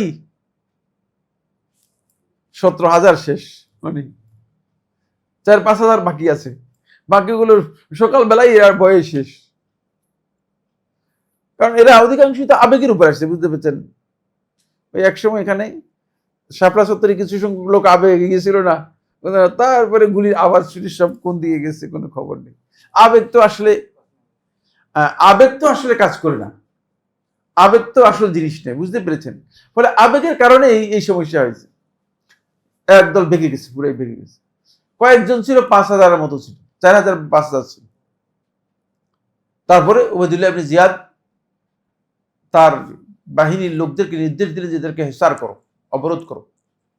অবরোধ করার পর বললো যে একজন একজন করে সবাইকে, হয়তো তোমরা সন্ধ্যার আগে বের হয়ে যাবে, অথবা তোমাদেরকে হত্যা করা হবে। সবাই আস্তে আস্তে করে বের হয়ে গিয়েছে, শুধুমাত্র মুসলিম ইবনে আকিল এবং একজন লোক ছাড়া। মুসলিম ইবনে আকিল রাহিমাহুল্লাহ তাআলাকে ওবায়দুল্লাহ ইবনে জিয়াদ বন্দী করেছে, বন্দী করে ওবায়দুল্লাহ ইবনে জিয়াদ নিয়ে গিয়েছে। এবং মুসলিম ইবনে আকিল রাহিমাহুল্লাহ তাআলা যখন দেখলেন যে পরিস্থিতি এমন, তখন তিনি ওবায়দুল্লাহ ইবনে জিয়াদের কাছে অনুরোধ করলো যে আমাকে সুযোগ দাও, আমি আমার সাথীর কাছে যেন একটা চিঠি পাঠিয়ে দিতে পারি, তিনি যেন না আসেন, তার কাছে যেন আমি চিঠি পাঠিয়ে দিতে পারি। এটি হলো জিলহজ মাস। চিন্তা করেন, জিলহজ মাসের 9 তারিখ ইয়মে আরাফা, যে দিন মুসলিমরা আল্লাহর সন্তুষ্টির জন্য একদিনের সিয়াম পালন করলে 2 বছরের গুনাহ কি হয়ে যাবে, কাফারা হয়ে যাবে। আর ক্ষমতা, পদের লোভ, এটা এমন এক পর্যায়ে চলে গিয়েছে যে মানে ওই দিন ওবায়দুল্লাহ ইবনে জিয়াদ মুসলিম ইবনে আকিল রাহিমাহুল্লাহ তাআলাকে হত্যা করে। চিন্তা করেছেন কোন পর্যায়ে চলে গিয়েছে? কয়দিন পার্থক্য? আল্লাহ রাসূলের সাথে 50 বছর। 50 বছরের মধ্যে এত বিশাল অবক্ষয়ের একটাই কারণ, সেটা হচ্ছে এই যে মুনাফিকরা এর মধ্যে যুক্ত হয়েছে। 2 হচ্ছে দুনিয়ার পদের প্রতি মোহ তৈরি হয়েছে। এই জন্য মুসলিম উম্মাহ এটা বুঝতে হবে যে আসলে পদ অত্যন্ত ভয়ঙ্কর একটি জিনিস। এই যে ক্ষমতা, এটা অত্যন্ত ভয়ঙ্কর একটি জিনিস। এটা মানুষকে অপবিত্র করে দেয়, মানুষের সমস্ত নীতি নৈতিকতাকে ধ্বংস করে দেয়, সমস্ত নীতি নৈতিকতাকে ধ্বংস করে দেয়। মানে এই লোকগুলো, আপনারা এই কথা মনে করেন না এরা নামাজ পড়তো না, এরা সিয়াম পালন করতো না, এরা ইবাদত করতো না, এরা আল্লাহর জিকির করতো না। এরা সবাই আল্লাহ তাআলার জিকির করতো এবং এরা সবাই কোরআন সহ এবং অধিকাংশ কোরআনের হাফেজই ছিল। তাহলে কোথায় সমস্যা হয়েছে? সমস্যাটা হয়েছে এই ক্ষমতার লোভ তাদেরকে ক্ষতিগ্রস্ত করে দিয়েছে। সমস্যা হচ্ছে এই তাদের মধ্যে মুনাফিকি ঢুকে গিয়েছে। মুনাফিকরা এর মধ্যে কি করেছে? সুযোগ খোঁজার চেষ্টা করেছে, সুযোগ পেয়েছে। ফলে মুসলিম ইবনে আকিল রাহিমাহুল্লাহ তাআলা চিঠি লিখলেন, চিঠি লিখে পাঠিয়ে দিলেন হোসেন ইবনে আলী রাদিয়াল্লাহু আনহুর কাছে, বারিদ পাঠিয়ে দিলেন মক্কায় দ্রুত, যে যত দ্রুত সম্ভব তিনি যেন না আসেন। চিঠি পৌঁছার আগেই 8 তারিখ ইয়ামুত তারবিয়া হোসেন ইবনে আলী রাদিয়াল্লাহু মক্কা থেকে বের হয়ে গেলেন। মক্কা থেকে হোসেন ইবনে আলী রাদিয়াল্লাহু কি হলেন? বের হয়ে গেলেন।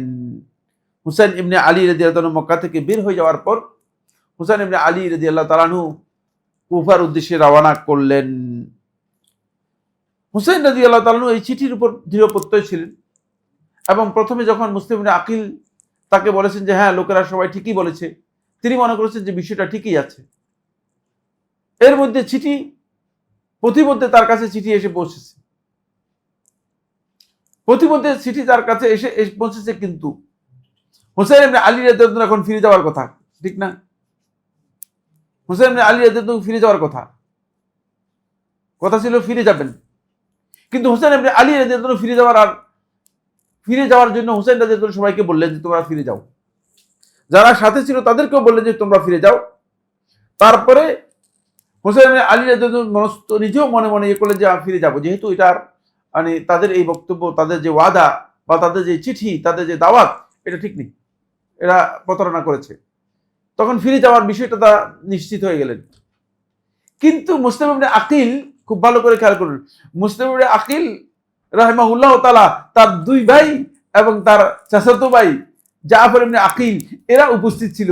এরা বলল যে না, আমরা কিভাবে ফিরে যাব?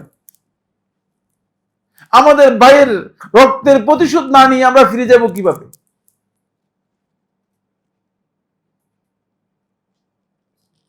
আমাদের ভাইকে হত্যা করা হয়েছে, আমরা তো ছেড়ে দিতে পারি না, সুতরাং এটা রক্তের প্রতিশোধ হবে। পরে মানে একটু কনফ্লিক্ট তৈরি হয়ে গেছে, ফিরে যাওয়াও কঠিন, মানে মক্কার দিকে ফিরে যাওয়াও কঠিন, সামনের দিকে যাওয়াও কি কঠিন বিষয়, কারণ সামনে অনিশ্চিত হয়ে গেছে, সামনে যাওয়াটা অনিশ্চিত হয়ে গেছে।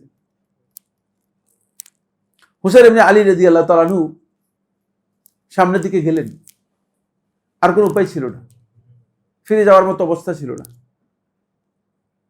হুসাইন রাদিয়াল্লাহু তাআলার সাথে প্রতিমধ্যে কেউ কেউ যুক্ত হয়েছেন, কিন্তু হুসাইন রাদিয়াল্লাহু তাআলা সামনের দিকে গেলেন। যাওয়ার পর হুসাইন রাদিয়াল্লাহু তাআলা যখন একেবারেই কাছাকাছি হুসাইন রাদিয়াল্লাহু তাআলা যখন গেলেন, প্রথমে হুসাইন রাদিয়াল্লাহু তাআলা যখন অবতরণ করলেন তুফে গিয়ে, একজন এসে খবর দিল যে হুসাইন রাদিয়াল্লাহু তাআলাকে কেন জানি মানে খেজুর গাছের মতো মনে হয়, এমন কিছু দেখা যায়, যেখানে খেজুর গাছের কোনো সম্ভাবনা তো দেখি না। বলে ভালো করে দেখো, দেখলেন যে মানে অশ্বারোহী এবং ঘোড়া নিয়ে মানুষ আগমন করতেছে। তখন হুসাইন রাদিয়াল্লাহু বুঝতে পারলেন যে হুসাইন রাদিয়াল্লাহু অনুসরণ করার জন্য একদল লোক মানে এখানে ওই উবাইদুল্লাহ ইবনে জিয়াদ হুর ইবনে ইয়াজিদ আত-তামিমির নেতৃত্বে 500 একটা বাহিনী দিয়ে হুসাইন রাদিয়াল্লাহু তাআলা আসতেছেন কিনা, যাতে করে তিনি কুফায় ঢুকতে না পারেন, এবং বলে দিয়েছেন যে হুসাইন রাদিয়াল্লাহু আসলে তোমরা হুসাইনকে ফলো করে হুসাইনের সাথে সাথে থাকবে। একথা বলে না যে যুদ্ধ করবে। ফলে হুসাইন ইবনে আলী রাদিয়াল্লাহু তাআলার সাথে মানে মুখোমুখি হলেন তারা, হুর ইবনে ইয়াজিদ আত-তামিমি তার বাহিনী। হুসাইন রাদিয়াল্লাহু তাআলা তাদেরকে একাধিক বক্তব্য দিলেন, একাধিক কথা বললেন, তারাও বক্তব্য বুঝতে পেরেছে। আর এরা অধিকাংশই কিন্তু মানে কেউ সাহাবীদের সন্তান, কেউ ইসলাম গ্রহণ করেছে, কিন্তু মানে পরিপূর্ণ হয়তো ইসলামের মধ্যে তাদের এর মধ্যে মুনাফিকের সংখ্যা কম, ইসলাম হয়তো পরিপূর্ণরূপে কি হয়নি, পরিপূর্ণ মুসলিম হতে পারেনি, কিন্তু কেউ কেউ সাহাবীদের সন্তান। কিভাবে সম্ভব? সালাতের আজান হতো, হুসাইন ইবনে আলী রাদিয়াল্লাহু তাআলা ইমামতি করতেন, আর এরা সবাই একসাথে ইমামতিতে সালাত আদায় করত। চিন্তা করেছেন? মানে এই লোকগুলি হুসাইন ইবনে আলী রাদিয়াল্লাহু তাআলাকে হত্যা করতে পেরেছে, যারা হুসাইন ইবনে আলী রাদিয়াল্লাহু তাআলার ইমামতিতে সালাত আদায় করতে, নামাজ পড়ত। এই যুগে তো আমরা এটাই দেখতেছি, ঠিক না? ইমামের পিছনে সালাত আদায় করে, তারপর রাত্রিবেলায় গিয়ে ইমামকে মেরে ফেলতেছে। এই যুগে তো এটা দেখতেছি। মানে এটা আসলে কোন পর্যায়ের, ঠিক মানে ওখান থেকে নেওয়া মনে হচ্ছে যেন। হুসাইন রাদিয়াল্লাহু তাআলা আনহু তাদের সাথে বিষয়টা বুঝাতে চেষ্টা করলেন, কিন্তু হুসাইন রাদিয়াল্লাহু তাআলা আনহু সামনের দিকে যেখানে যান তারা একটাই বক্তব্য, তাদের একটাই বক্তব্য, সেটা হচ্ছে যে আমরা কিছু করতে পারবো না, আমরা আপনাকে ফলো করব, মানে আপনি যেদিকে যান আমরা আসছি আপনার সাথে, আপনি মানে কুফার দিকে যেতে পারবেন না। হুসাইন ইবনে আলী রাদিয়াল্লাহু আনহু একটা কিংকর্তব্য বিমূঢ় অবস্থার মধ্যে পড়ে গেলেন। এই দিক দিয়ে ওবায়দুল্লাহ ইবনে জিয়াদ, বললাম না ধূর্ত লোক, ওবায়দুল্লাহ ইবনে জিয়াদ দাইলামে রাই ছিলেন, মানে পারস্যের একটা প্রদেশ, এখানে যুদ্ধ করার জন্য উমর ইবনে সাদ ইবনে আবি ওয়াক্কাস, মানে সাদ ইবনে আবি ওয়াক্কাস ওই 10 জন সাহাবীর মধ্যে একজন। কোন 10 জন? ভেরি গুড, 10 মুবাশশিরের মধ্যে একজন। তার ছেলে ওমরের নেতৃত্বে 4000 মানে যোদ্ধা এদেরকে দাইলামে যুদ্ধ করার জন্য পাঠাচ্ছে। এদেরকে বাড়ি পাঠিয়ে বলছে যে ব্যাক টু তুফে চলে আসো, তুফে চলে আসো, কারণ মানে তুফে যেতে হবে তোমাদেরকে।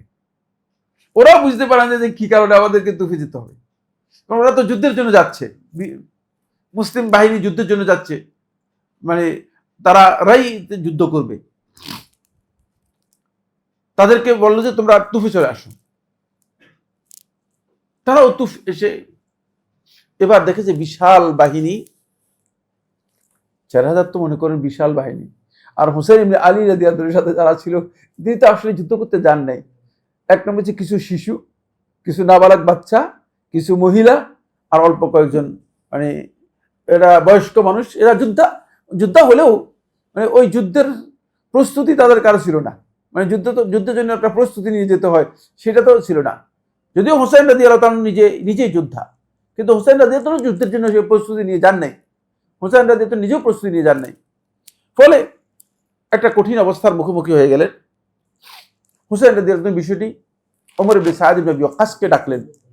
ডেকে হুসাইন রাদিয়াল্লাহু তাআলা যখন বললেন যে দেখো, আমাকে তোমাদের মধ্যে কি অমুক আছে কিনা, তোমাদের মধ্যে অমুক আছে কিনা, তোমাদের নাম ধরে ধরে তাদের নাম উল্লেখ করেন। আমি এখানে আপনাদের বিস্তারিত বললে হয়তো মানে বিস্তারিত ঘটনা অনেক লম্বা আলোচনা, তো ওই জন্য সংক্ষেপ করে বলে দিচ্ছি, মানে সামারাইজ করে দিচ্ছি আলোচনাটাকে। তো একজন করে তারা চুপ, তারা কোনো উত্তর দেয় না, কারণ তারা তো হুসাইন রাদিয়াল্লাহু তাআলার সাথে গাদ্দারি করেছে, তারা তো সব পালাই গিয়েছে, প্রতারণা করেছে। এখন তারা চিঠির কথা স্বীকার করেন, বলে আমরা জানি না এই চিঠি কারা দিয়েছে, এটা আমরা জানি না, এই চিঠি কারা দিয়েছে আমরা জানি না, এই চিঠি সম্পর্কে আমাদের কোনো জ্ঞান নেই। মনে হয় যেন একজন লোকও হুসাইন ইবনে আলী রাদিয়াল্লাহু আনহুর কাছে চিঠি পাঠায়, এদের মধ্যে একজন লোক চিঠি পাঠায়। হুসাইন রাদিয়াল্লাহু তাআলা তাদের নাম ধরে ধরে মানে বলতেছে যে চিঠির মধ্যে কারো কারো নাম আছে, তাদের নাম ধরে ধরে বলতেছে, কিন্তু তারা একজনও স্বীকার করতেছে না তাদের যে চিঠি দিয়েছে। তো হুসাইন রাদিয়াল্লাহু তাআলা তখন ওমর ইবনে সাদ ইবনে ওয়াক্কাসকে রাজি করালেন, বললেন যে ঠিক আছে, তোমরা উবাইদুল্লাহ ইবনে জিয়াদের কাছে আমার এই প্রস্তাব নিয়ে যাও, 3টা প্রস্তাব। হয়তো আমি মক্কা থেকে আসছি, মক্কা আমাকে ফেরত যেতে দাও, এটা আমার রাইট, অথবা আমাকে তোমরা সরাসরি উবাইদুল্লাহ ইবনে জিয়াদের কাছে না নিয়ে আমাকে ইয়াজিদ ইবনে মুআবিয়ার কাছে যেতে দাও। আমি ইয়াজিদ ইবনে মুআবিয়ার কাছে যাব এবং ইয়াজিদ ইবনে মুআবিয়ার কাছে গিয়ে আমি ইয়াজিদ ইবনে মুআবিয়ার হাতে বায়াতের ঘোষণা দিব, অথবা আমাকে তোমরা ছেড়ে দাও, আমি মুসলিম যে কোনো সীমান্তে গিয়ে অমুসলিমদের সাথে আমি যুদ্ধ করে, আমি অমুসলিমদের সাথে মানে যুদ্ধ করে সে অঞ্চলে আমি চলে যাব, সীমান্ত এলাকায় চলে যাব, তোমাদের এদিকে আমি তোমাদের সাথে আমার কোনো কনফ্লিকশন থাকবে না, কোনো ধরনের সংঘর্ষ থাকবে না, আমি আমি নিজেকে সেফ জায়গায় নিয়ে যাব। ওমর ইবনে সাদ জিনিসটা বললো যে ভালোই তো, শুনতে তো ভালোই হয়েছে, ঠিক না? তো প্রস্তাব নিয়ে গেল উবাইদুল্লাহ ইবনে জিয়াদের কাছে। উবাইদুল্লাহ ইবনে জিয়াদ বিষয়টা কি করলেন, বিষয়টাকে অ্যালাউ করলো, যে প্রস্তাব তো সুন্দর, ঠিক আছে, আসছে তো ফিরে যাক, এটা যে কোনো একটা করলে আমাদের কোনো আপত্তি নেই। কিন্তু উপস্থিত ছিল মানে 2-3 জন মুনাফেক, ওই যে সমস্যাটা হয়ে গেছে এই জায়গায়। মুনাফেকরা বলে আপনি এটা কি বলতেছেন? প্রথম কথা হচ্ছে সেই যে বিদ্রোহ করেছে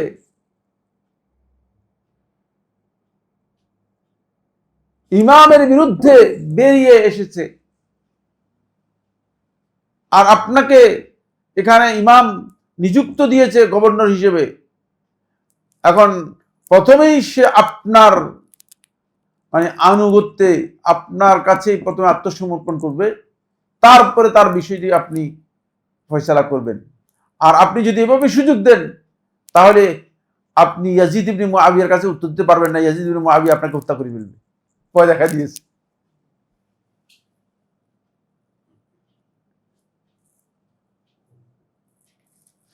এই ভয় পেয়ে গিয়ে ওবায়দুল্লাহ ভীষণ ভয়ের মধ্যে পড়ে গিয়েছে।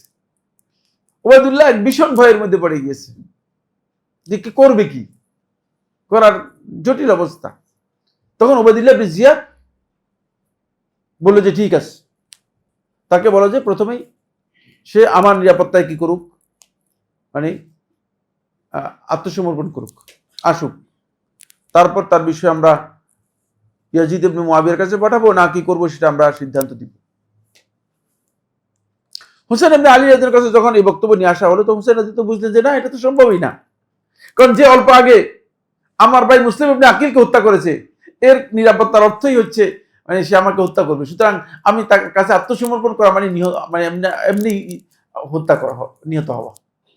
এই নিহত হওয়ার চেয়ে আমি তার কাছে আত্মসমর্পণ করতে পারি না, কোনোভাবেই তার কাছে আত্মসমর্পণ করতে পারি না।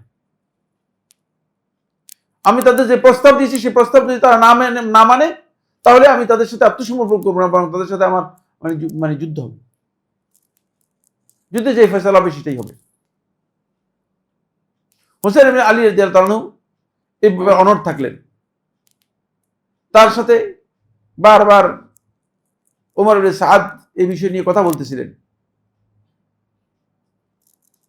এরই মধ্যে ওই হুর ইবনে ইয়াজিদ আত-তামিমি দেখলেন যে আল্লাহ রাসূল সাল্লাল্লাহু আলাইহি ওয়াসাল্লামের দৌহিত্রকে হত্যা করে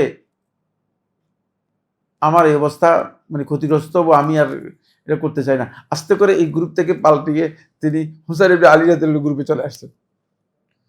দেখলেন যে বললো আমি এই গ্রুপে নেই। দেখলেন যে যুদ্ধ হলে যদি হুসাইন ইবনে আলী রাদিয়াল্লাহু হত্যা করার জন্য আমার উপর দায়িত্ব আসে, আর যদি আমি হত্যা করি, তাহলে আমি সবচেয়ে ক্ষতিগ্রস্ত হয়ে যাব, কারণ সবাই দেখতেছিল যে কে হুসাইন ইবনে আলী রাদিয়াল্লাহু হত্যা করবে, সে তো বড় ক্ষতিগ্রস্ত হয়ে যাবে। আর ওমর ইবনে সাদ তিনিও চাচ্ছিলেন যে কে হত্যা করবে। তিনি বারবার বুঝাচ্ছিলেন যে কিভাবে হত্যাটা হবে, কিভাবে এই যুদ্ধটা হবে, কে হত্যা করবে, কে গিয়ে হুসাইন ইবনে আলী রাদিয়াল্লাহু হত্যা করবে। মুনাফিকরা বারবার চাপ দিচ্ছিল। মুনাফিকদের মধ্যে সবচেয়ে বড় ব্যক্তি যে পরিচিত, সে হচ্ছে শাম্মার ইবনে জিল জাওশান, এছাড়াও আরো কয়েকজন। শাম্মার ইবনে জিল জাওশান হচ্ছে সবচেয়ে চরম মুনাফিক ছিল। সে বারবার ওমর ইবনে সাদের উপর চাপ সৃষ্টি করতেছিল যে বলে, যদি তুমি যুদ্ধ না করো, তাহলে কিন্তু আমি তোমাকে, তোমার বাড়িঘর সব ধ্বংস করবে এবং তোমাকে হত্যা করবে। আমির কিন্তু ক্লিয়ার বলে দিয়েছে। সে ওখানেও কিন্তু একটা ফিতনা করেছে, আর এখানেও সে একটা ফিতনা করতেছে, চাপ সৃষ্টি করতেছে। এবং সে গোপনে এটাও ওবায়দুল্লাহ ইবনে জিয়াদ থেকে নিয়ে আসছে যে যদি ওমর ইবনে সাদ যুদ্ধ না করে, তাহলে যুদ্ধর সেনাবাহিনীর লিডার হিসেবে তুমি দায়িত্ব নিয়ে যুদ্ধ শুরু করে দিবে। বলছে তুমি যুদ্ধ করবা নাকি আমি করব। তখন ওমর ইবনে সাদ রাদিয়াল্লাহু তাআলা দেখলেন, রাহিমাহুল্লাহ তাআলা, তিনি দেখলেন যে আরে অবস্থা তো খারাপ। তখন তিনি এছাড়া আর কোনো উপায় দিলেন না। রাত্রিবেলায় আক্রমণ করা হলো। যে খিমার মধ্যে নারীরা ছিল এবং যে খিমার মধ্যে শিশুরা ছিল, সেখানে কান্নার রোল পড়ে গেল। এরপরে একের পর এক লোক নিহত হতে থাকলো। সর্বশেষ হুসাইন ইবনে আলী রাদিয়াল্লাহু তাআলা আনহু মারাত্মকভাবে আহত হয়ে হুসাইন ইবনে আলী রাদিয়াল্লাহু যখন পড়ে গেলেন, তখন একদল তাদের মধ্য থেকে একদল এসে, কেউ কেউ বলেছেন সিম্বার নিজেই এসে হুসাইন ইবনে আলী রাদিয়াল্লাহু মাথা কি করলেন, মাথা শিরচ্ছেদ করে ফেললেন। শিরচ্ছেদ করে একজনকে দায়িত্ব দিলেন যাকে দায়িত্ব দিলেন সে তার মাথা নিয়ে ওবায়দুল্লাহ ইবনে জিয়াদের কাছে গেল। মানে সে সরাসরি রাত্রিবেলায় হুসাইন ইবনে আলী রাদিয়াল্লাহু তাআলার মাথা নিয়ে এখান থেকে রওনা হয়ে মানে ওবায়দুল্লাহ ইবনে জিয়াদের সেখানে গেল। এই উদ্দেশ্যে গেছে যে ওবায়দুল্লাহ ইবনে জিয়াদের কাছে গেলে হয়তো বড় ধরনের পুরস্কার পাওয়া যাবে। এই পুরস্কারের জন্য মানে সে ব্যক্তি কি করলো, হুসাইন ইবনে আলী রাদিয়াল্লাহু তাআলার মাথা নিয়ে রাত্রিবেলায় গেল। কিন্তু হুসাইন রাদিয়াল্লাহু তাআলা সেখানে গিয়ে তাকে পেল না, তাকে গিয়ে ওই জায়গায় গিয়ে পেল না, মানে দরজা বন্ধ, কারণ রাত্রে গিয়েছে অনেক, রাত্রে দরজা বন্ধ। তখন এই ব্যক্তি ফিরে তার বাড়িতে চলে আসলো, বাসায় চলে আসলো। বাসায় আসার পরে তার স্ত্রী তাকে জিজ্ঞেস করলো যে ইজানার মধ্যে কি? ইজানা হচ্ছে বল না, বলতে বুঝেন, বলের মধ্যে কি? বলে যে তোমার জন্য একটা সুসংবাদ নিয়ে আসছে। নাউজুবিল্লাহ, বলে কি সুসংবাদ দিয়ে আসছো তুমি? বলে বলের মধ্যে কি এটা? বলে যে বলের মধ্যে এটা হচ্ছে রাসু আল হুসাইন, হুসাইনের মাথা নিয়ে আসছি। তার স্ত্রী যখন শুনলো বললো যে আল্লাহর কসম, মানে তোমার এই ঘরে যেখানে আল্লাহ রাসূল সাল্লাল্লাহু আলাইহি ওয়াসাল্লামের দৌহিত্র হুসাইন ইবনে আলী রাদিয়াল্লাহু তাআলার মাথা নিয়ে আসছো, এখানে আমি থাকতে পারি না। সাথে সাথে তার স্ত্রী বের হয়ে চলে গেল, সাথে সাথে সেখান থেকে তার স্ত্রী বের হয়ে চলে গেল। বলে আমি এখানে থাকতে পারি না, কোন অবস্থাতেই আমি এখানে থাকতে পারি না। তাদের মধ্যেও আসলে মানে এই বিষয়টা নিয়ে ভয়ঙ্কর একটা অবস্থা তৈরি হলো। তারপরে নিয়ে যাওয়া হলো হুসাইন রাদিয়াল্লাহু তাআলা আনহুর মাথা উবাইদুল্লাহ ইবনে জিয়াদের কাছে। উবাইদুল্লাহ ইবনে জিয়াদ হুসাইন ইবনে আলী রাদিয়াল্লাহু তাআলা আনহুর মাথাতে তার একটা লাঠি দিয়ে তার দাঁতের উপর এভাবে কি করতেছিলেন, দাঁতের উপর মাথা লাঠি ঘুরাচ্ছিলেন। উপস্থিত সাহাবী উমর ইবনে বশীর রাদিয়াল্লাহু তাআলা আনহু তিনি উপস্থিত ছিলেন। তিনি বললেন, ওবায়দুল্লাহ, তোমাকে একটি কথা বলছি, যে দাঁতগুলির উপর তুমি এভাবে লাঠি ঘুরাচ্ছ, আল্লাহ রাসূল সাল্লাল্লাহু আলাইহি ওয়াসাল্লাম আমি দেখেছি এই মুখের উপর রাসূলুল্লাহ সাল্লাল্লাহু আলাইহি ওয়াসাল্লাম চুম্বন করতে, এই মুখের উপর রাসূলুল্লাহ সাল্লাল্লাহু আলাইহি ওয়াসাল্লাম আমি দেখেছি চুম্বন করতে। সুতরাং তুমি যেটা করতেছো এটা, কিন্তু ওবায়দুল্লাহ এর মধ্যে আসলে ভাবলেশহীন একটা অবস্থা তৈরি হয়েছিল। সে মনে করেছিল যে এটা মানে তার একটা রাইট যে হুসাইন ইবনে আলীকে হত্যা করা। কেন এই ঘটনাটা এভাবে হলো? এই হত্যাকাণ্ডের মূলত বিষয়ের কারণে মুসলিম উম্মাহ তিনটি অবস্থানে চলে গিয়েছে, তিনটি মৌলিক অবস্থানে চলে গিয়েছে। এক নম্বর অবস্থান হচ্ছে এই হত্যা কেন্দ্রিক ইয়মে আশুরা, এই আশুরার 10ম এই তারিখ, এটাকে ঈদ, আনন্দ উল্লাসের দিবসে পরিণত করেছে। নাউজুবিল্লাহ, এটা ঈদের দিবস হিসেবে কি করেছে? এরা হচ্ছে নাসিবী সম্প্রদায়। নাসিবী সম্প্রদায় যারা হুসাইন ইবনে আলী রাদিয়াল্লাহু হত্যা করেছে, তাদের বক্তব্য হচ্ছে এই যে হুসাইন রাদিয়াল্লাহু তাআলা খারেজি ছিল। নাউজুবিল্লাহ, হুসাইন রাদিয়াল্লাহু তাআলা খারেজি ছিল, যেহেতু তিনি ইমামের বিরুদ্ধে, রাষ্ট্র ক্ষমতার যিনি অধিকারী সেই ইমামের বিরুদ্ধে তিনি কি করেছেন? খুরুজ করেছেন, বিদ্রোহ করেছেন। তাহলে তাকে হত্যা করাটা আমাদের উপর ওয়াজিব ছিল, এবং এই হত্যা করার মাধ্যমে তারা জান্নাত লাভ করার জন্য হত্যা করেছে। নাউজুবিল্লাহ মিন যালিক। ফলে এই দিনটাকে তারা উল্লাসের দিবস হিসেবে গ্রহণ করে, এটাকে ঈদের দিন হিসেবে গ্রহণ করেছে। ফলে একদল লোক এই দিনে খিচুড়ি পাকাইয়া মানুষদের মধ্যে বিতরণ করে থাকে। আপনি এখন অল্প আগে আমি আসার সময় মোহাম্মদপুরে খিচুড়ি বিতরণ দেখে আসছি। হ্যাঁ, খিচুড়ি বিতরণ করতেছে। তারা কি কারণে খিচুড়ি বিতরণ করতেছে তারাও জানে না। কত জাহিল মানুষ, চিন্তা করেন, মানে কি খিচুড়ি বিতরণ করতেছে। এরা হচ্ছে নাসিবী সম্প্রদায়, ওই লোকগুলো যারা আলী ইবনে আবি তালেব রাদিয়াল্লাহু তাআলার বিরোধী ছিল। যারা আলী ইবনে আবি তালেব রাদিয়াল্লাহু তাআলার বিরোধী ছিল তারাই হুসাইন ইবনে আলী রাদিয়াল্লাহু হত্যাকে উল্লাস বা আনন্দের দিবস হিসেবে, ঈদের দিবস হিসেবে গ্রহণ করে এবং এই দিনটাকে ঈদের দিন হিসেবে গ্রহণ করেছে এবং এটাকে মনে করেছে যে এটা একটা মানে এই উত্তম কাজ, নেক কাজ করেছে, ভালো কাজ করেছে। এবং এটা খোদ ওবায়দুল্লাহ ইবনে জিয়াদও মনে করেছে যে তার এই কাজটা ছিল ইসলামের সবচেয়ে শ্রেষ্ঠ কাজের মধ্যে একটি কাজ। নাউজুবিল্লাহ মিন যালিক। দেখছেন ইসলাম না বুঝলে যা হয়।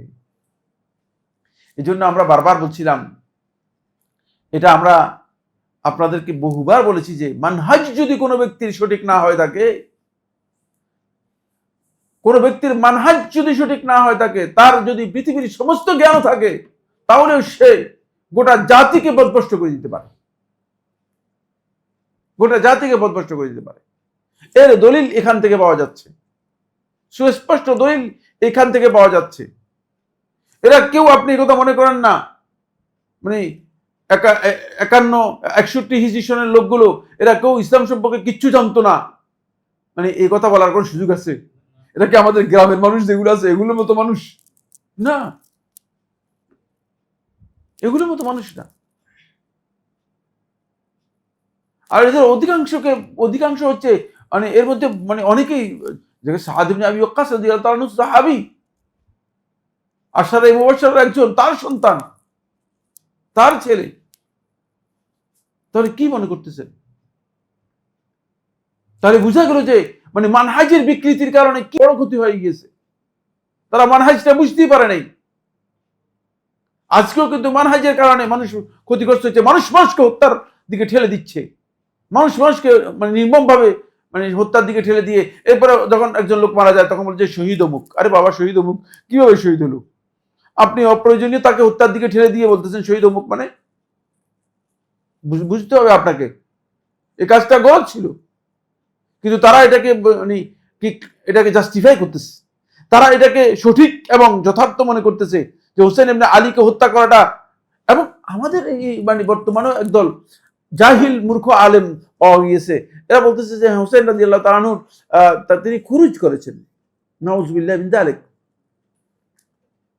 তিনি খুরুজ করেছেন কিসের ভিত্তিতে আপনি এই কথা বলতেছেন? আসল ব্যাপার হচ্ছে কি, মানে আমাদের মধ্যেও যাদের কোরআন এবং হাদিসের জ্ঞানের ব্যাপারে অনেক মূর্খতা রয়ে গিয়েছে, তারা কথায় কথায় মানে না বুঝে মানে মেরে দেওয়ার জন্য চেষ্টা করে থাকে। হোসেন ইবনে আলী রাদিয়াল্লাহু যদি এটাকে খুরুজ মনে করতেন তাহলে হোসেন রাদিয়াল্লাহু কখনো করতেন না। এটা খুরুজ ছিল না, এটা হোসেন রাদিয়াল্লাহু তাআলার নিজস্ব ইজতিহাদি বিষয় ছিল এবং এই ঘটনা ঘটবে আল্লাহ তাআলার ইচ্ছাও এর সাথে যুক্ত ছিল, ঘটে গিয়েছে। সুতরাং এটাকে যদি কেউ এইভাবে বিবেচনা করেন তাহলে তিনি কিন্তু পথভ্রষ্ট, তিনি সালাফদের মানহাজের পরিপন্থী। এটা হলো একদল লোক। এই দিবসটাকে তারা খুশির দিবস, আনন্দের দিবস, উল্লাসের দিবস হিসেবে পালন করতেছে। এর পুরো উল্টা দিকে যারা হোসেন ইবনে আলী রাদিয়াল্লাহু হত্যা করেছে, হত্যাকারীরা এখন বিলাপ করতেছে এবং তারা শোক দিবস, এটাকে শোক দিবস বানিয়ে নিয়েছে। বিলাপকারী যারা আছে এরা হচ্ছে সবাই আসলে ওই ব্যক্তিরা যারা হোসেন ইবনে আলী রাদিয়াল্লাহু হত্যা করেছে, কারণ তাদের মাধ্যমে তো হত্যা হয়েছে। মক্কা থেকে অথবা মদিনা থেকে কেউ গিয়ে হত্যা করেছে পৃথিবীর কোনো ইতিহাস একথা বর্ণনা করেছে? হ্যাঁ, আমরা কি মনে করি আছে কোথাও? পৃথিবীর কোনো ইতিহাস নেই। একজন সাহাবী ওই হত্যাকাণ্ডের সাথে যুক্ত ছিলেন না, অথচ তারা সাহাবায়ে কেরামদেরকে গালিগালাজ করতেছে। একজন সাহাবীও সেখানে উপস্থিত ছিলেন না। এবং সাহাবায়ে কেরাম হোসেন ইবনে আলী রাদিয়াল্লাহু সতর্ক করেছেন তাদের এই ষড়যন্ত্রের ব্যাপারে। সবাই, আব্দুল্লাহ ইবনে আব্বাস সতর্ক করেছেন, আব্দুল্লাহ ইবনে ওমর সতর্ক করেছেন, তারপরে মুহাম্মদ ইবনে হানাফিয়া সতর্ক করেছেন, সবাই সতর্ক করেছেন, সবাই সতর্ক করেছেন। কেউ সমর্থন করেন নেই, কারণ তারা জানে যে এই কুফাবাসী মানে তারা গাদ্দারি এবং প্রতারণার ব্যাপারে সবচেয়ে প্রসিদ্ধ। এখনো তারা এই গাদ্দারি এবং প্রতারণার মধ্যে রয়েছে, এখন এই গাদ্দারি প্রতারণার মধ্যে রয়েছে। ফলে এই গাদ্দারি এবং প্রতারণার এই গ্রুপ এখন তারা বের করেছে যে এখন হাই হোসেন করতেছে, তারা বক্ষ বিদীর্ণ করতেছে, তারা বুক চাপটাচ্ছে, তারা এটাকে বিলাপ করতেছে। এই সবটাই ইসলামে নিষিদ্ধ, হারাম।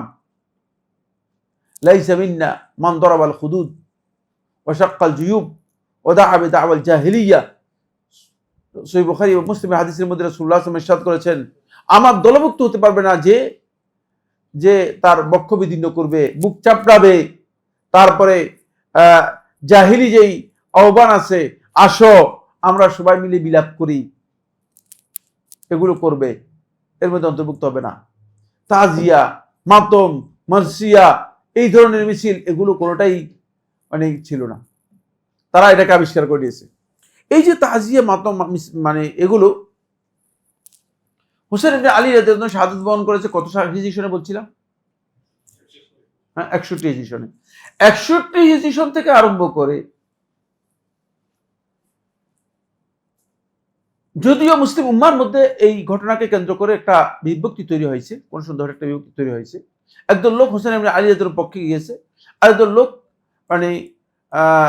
হোসেন ইবনে আলী রাদিয়াল্লাহু বিপক্ষে চলে গিয়েছে অথবা অন্য পক্ষে চলে গিয়েছে। আর যারা হোসেন ইবনে আলী রাদিয়াল্লাহু পক্ষে গিয়েছে তারা এই রাফেজি সম্প্রদায় সীমা লঙ্ঘন করে গিয়েছে, বাড়াবাড়ি করে গিয়েছে। কিন্তু এই যে বিভক্তি হয়েছে, এই বিভক্তি হওয়ার পরেও 334 হিজরি পর্যন্ত আব্বাসীয় খেলাফত যখন দুর্বল হয়ে যায়, তখন বনি বুয়াই যখন ক্ষমতায় আসে, বনি বুয়াইরা সবাই শিয়া ছিল, বাতিনি শিয়া ছিল, শুধু শিয়া না, এরা বাতিনি শিয়া ছিল। আপনারা যদি ইতিহাস পড়েন তাহলে আপনারা জানতে পারবেন, এরা বাতিনি শিয়া ছিল। বনি বুয়াই যখন ক্ষমতায় আসে, বনি বুয়াইয়ের লোকেরা যখন ক্ষমতায় আসে, তখন এটা 334 হিজরি সনে, তখনই সর্বপ্রথম তারা বসরা এবং কুফাতে ঘোষণা করে যে আগামীকাল মুহররমের 10 তারিখ আশুরা পালন করা হবে, প্রত্যেক নর এবং নারী কালো কাপড় পরে বের হবে। ইসলামের প্রথম কালো কাপড়ের ইতিহাস এটা। এখান থেকে খ্রিস্টানরা নিয়েছে এই কালো কাপড়, এরপর আমরা এখন ব্যবহার করি, অনেকে আছে কালো কাপড় ব্যবহার করছেন। হ্যাঁ, কালো বেচ, কালো কাপড় কোথায়? আপনি কালো আজকে কি কালো এই জন্য আসছেন না? এটা বলতেছি আর কি। কয়েকজন আসছে যে কালো কাপড় পরে হয়তো মনে করছে যে আজকে তো শোক দিবস, কালোই গায়ে পরে যাই। নাউজুবিল্লাহ, নাউজুবিল্লাহ। কালো বের হয়ে আমি টেলিভিশনে যখন বের হয়ে যাচ্ছিলাম প্রোগ্রাম থেকে, বের হয়ে যাওয়ার সময় তো খবর শুরু হয়ে গেছে, দেখলাম যে সব কালো কাপড় পরে, মোহাম্মদপুর থেকে একটা, তারপরে ইয়ে থেকে পুরান ঢাকা থেকে একটা বের হয়েছে কালো কাপড় পরে। যেটা বলতেছিলাম সেটা হলো 334 হিজরি পর্যন্ত কেউ এই ধরনের তাজিয়া, এই ধরনের মাতম, এই ধরনের মুরসিয়া, এই ধরনের মিছিল এগুলো কোনটাই আবিষ্কার করেনি, কেউ করেনি। এরপরে বনি বুয়াই সর্বপ্রথম এটাকে আবিষ্কার করে, বনি বুয়াই আবিষ্কার করে।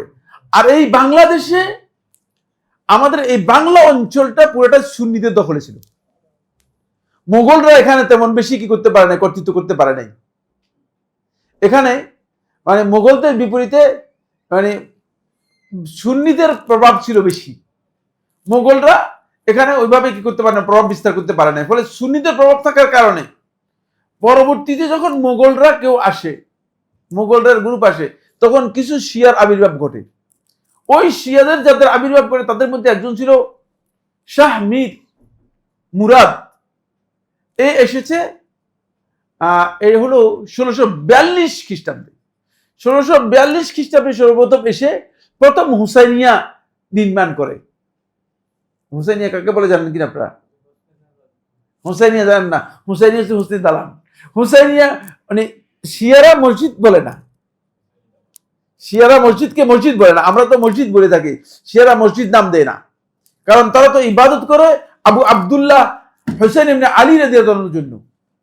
তারা মনে করেন যে ইবাদত পুরোটাই প্রাপ্ত হচ্ছে হুসাইন ইবনে আলী রাদিয়াল্লাহু আনহু। নাউযুবিল্লাহি মিন যালিক। আপনি যদি তাদের অল্প কিছুদিন আগে যে তাদের ইমাম মারা গিয়েছে আলী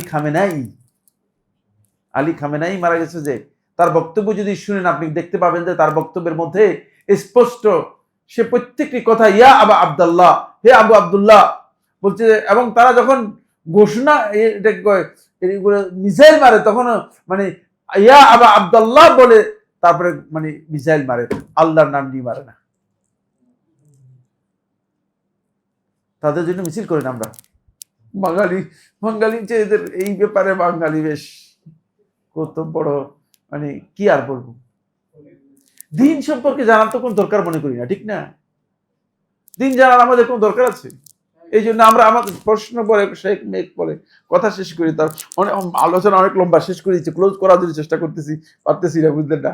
যেটা বলতেছিলাম সেটা হলো এই, মানে এই হুসাইনিয়া যেটা হুসনি দালান বলা হচ্ছে, এটাই প্রথম আবিষ্কার করা হয় তাকে 1642 খ্রিস্টাব্দে। এখান থেকেই প্রথম মানে বীর হয়, মানে ছোট ছোট করে তাজিয়া মিছিল। এই শিয়াদের শুরু হয় বাংলাদেশে, এখান থেকে শুরু হয় শিয়াদের বাংলাদেশে, বুঝতে পেরেছেন? পরবর্তীতে শিয়ারা বাংলাদেশে কি করে, কিছুটা তাদের প্রভাব বিস্তার করে, কিন্তু শিয়ারা এর আগে এই অঞ্চলের মধ্যে শিয়াদের কোনো প্রভাব ছিল না। এই দিবসটাকে তারা কঠিন শোক দিবস হিসেবে পালন করে, এখন অনেক নিজে রক্তাক্ত করতেছে, নিজেকে ক্ষতবিক্ষত করতেছে, আঘাত করতেছে, শোকের দিবস, শোক প্রমাণ করে এটা প্রমাণ করতেছে যে তারা হুসেন ইবনে আলী রাদিয়াল্লাহু আনহু ভালোবাসে। এখন আপনারা কি মানে প্রথম পক্ষে যাবেন যারা এটাকে ঈদের দিবস হিসেবে নিয়েছে তাদের পক্ষে যাবেন, না দ্বিতীয় পক্ষে যাবেন যারা শোক দিবস হিসেবে, কোন পক্ষে যাবেন? এখন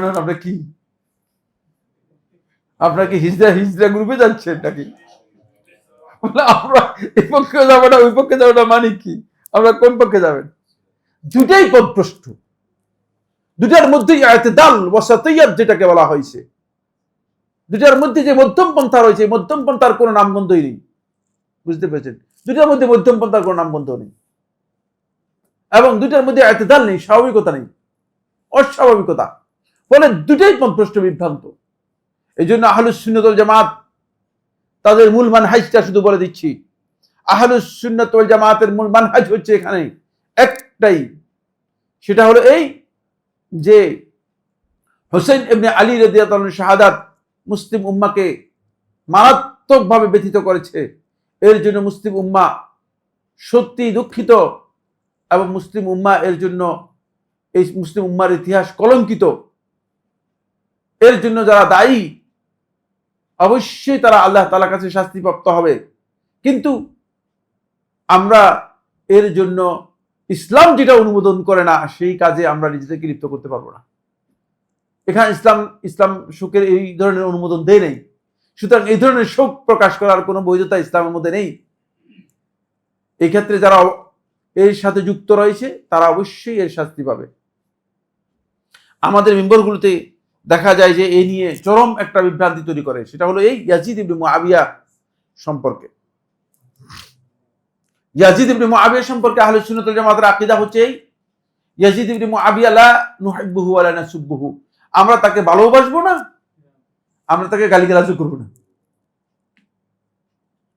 সে একদল লোক আছে যে আমি নিজে শুনতেছি যে মানে খুতবা দিচ্ছে, এই মানে মনে হয় খুতবার মধ্যে ইয়াজিদ ইবনে মুআবিয়াকে কাফের বানাইয়া জাহান্নামে দিয়ে মানে ব্যবসাটা নিজের জাহান্নাম নিশ্চিত করতেছে, না ইয়াজিদের জাহান্নাম নিশ্চিত করতেছে এটাও জানে না। এটা আমাদের দায়িত্ব নয়। তাদের ব্যাপারে আমাদের মুখকে আমরা একেবারে সংযত করে নিয়েছি, আমরা তাদেরকে গালিগালাজ করব না, তাদের শাস্তির বিষয়টা আল্লাহ তাআলার কাছে ন্যস্ত করে দিয়েছি, তাদের অপরাধের বিষয়ে আল্লাহ দিকে, তাদের প্রতি আমাদের অন্তর্মধ্যে ভালোবাসা নেই, আমরা তাদেরকে ভালোবাসবো না। যখন এই কথাগুলো বলি তখন ওই রাফিজিদের দোসর আমাদের দেশে বেরলুবি সম্প্রদায়, রাফিজিদের দোসর আমাদের দেশে তরিকতপন্থী সম্প্রদায়, রাফিজিদের দোসর আমাদের দেশের সমস্ত পীরেরা, একজন পীর পাবেন না, একজন পীর পাবেন না যে রাফিজির দোসর নয়। এরা সবাই রাফিজির দোসর। তবে এরা সবাই মূলত গোপনে গোপনে এটাই মানে তাদের হচ্ছে, এরা এই জন্য মার্কেট করে দিচ্ছে ইয়াজিদ ইবনে মুআবিয়ার বিরুদ্ধে যত বলা যায়। আর আমি আর আপনি নয়, গোটা বাংলাদেশে যদি 18 কোটি মানুষ ইয়াজিদ ইবনে মুআবিয়াকে জাহান্নাম দিয়ে দিই, যদি আল্লাহ তাআলা দেন, তাহলে জাহান্নামে দেওয়ার কোনো সুযোগ আছে? হ্যাঁ, সুতরাং আমার দায়িত্ব কি এখানে?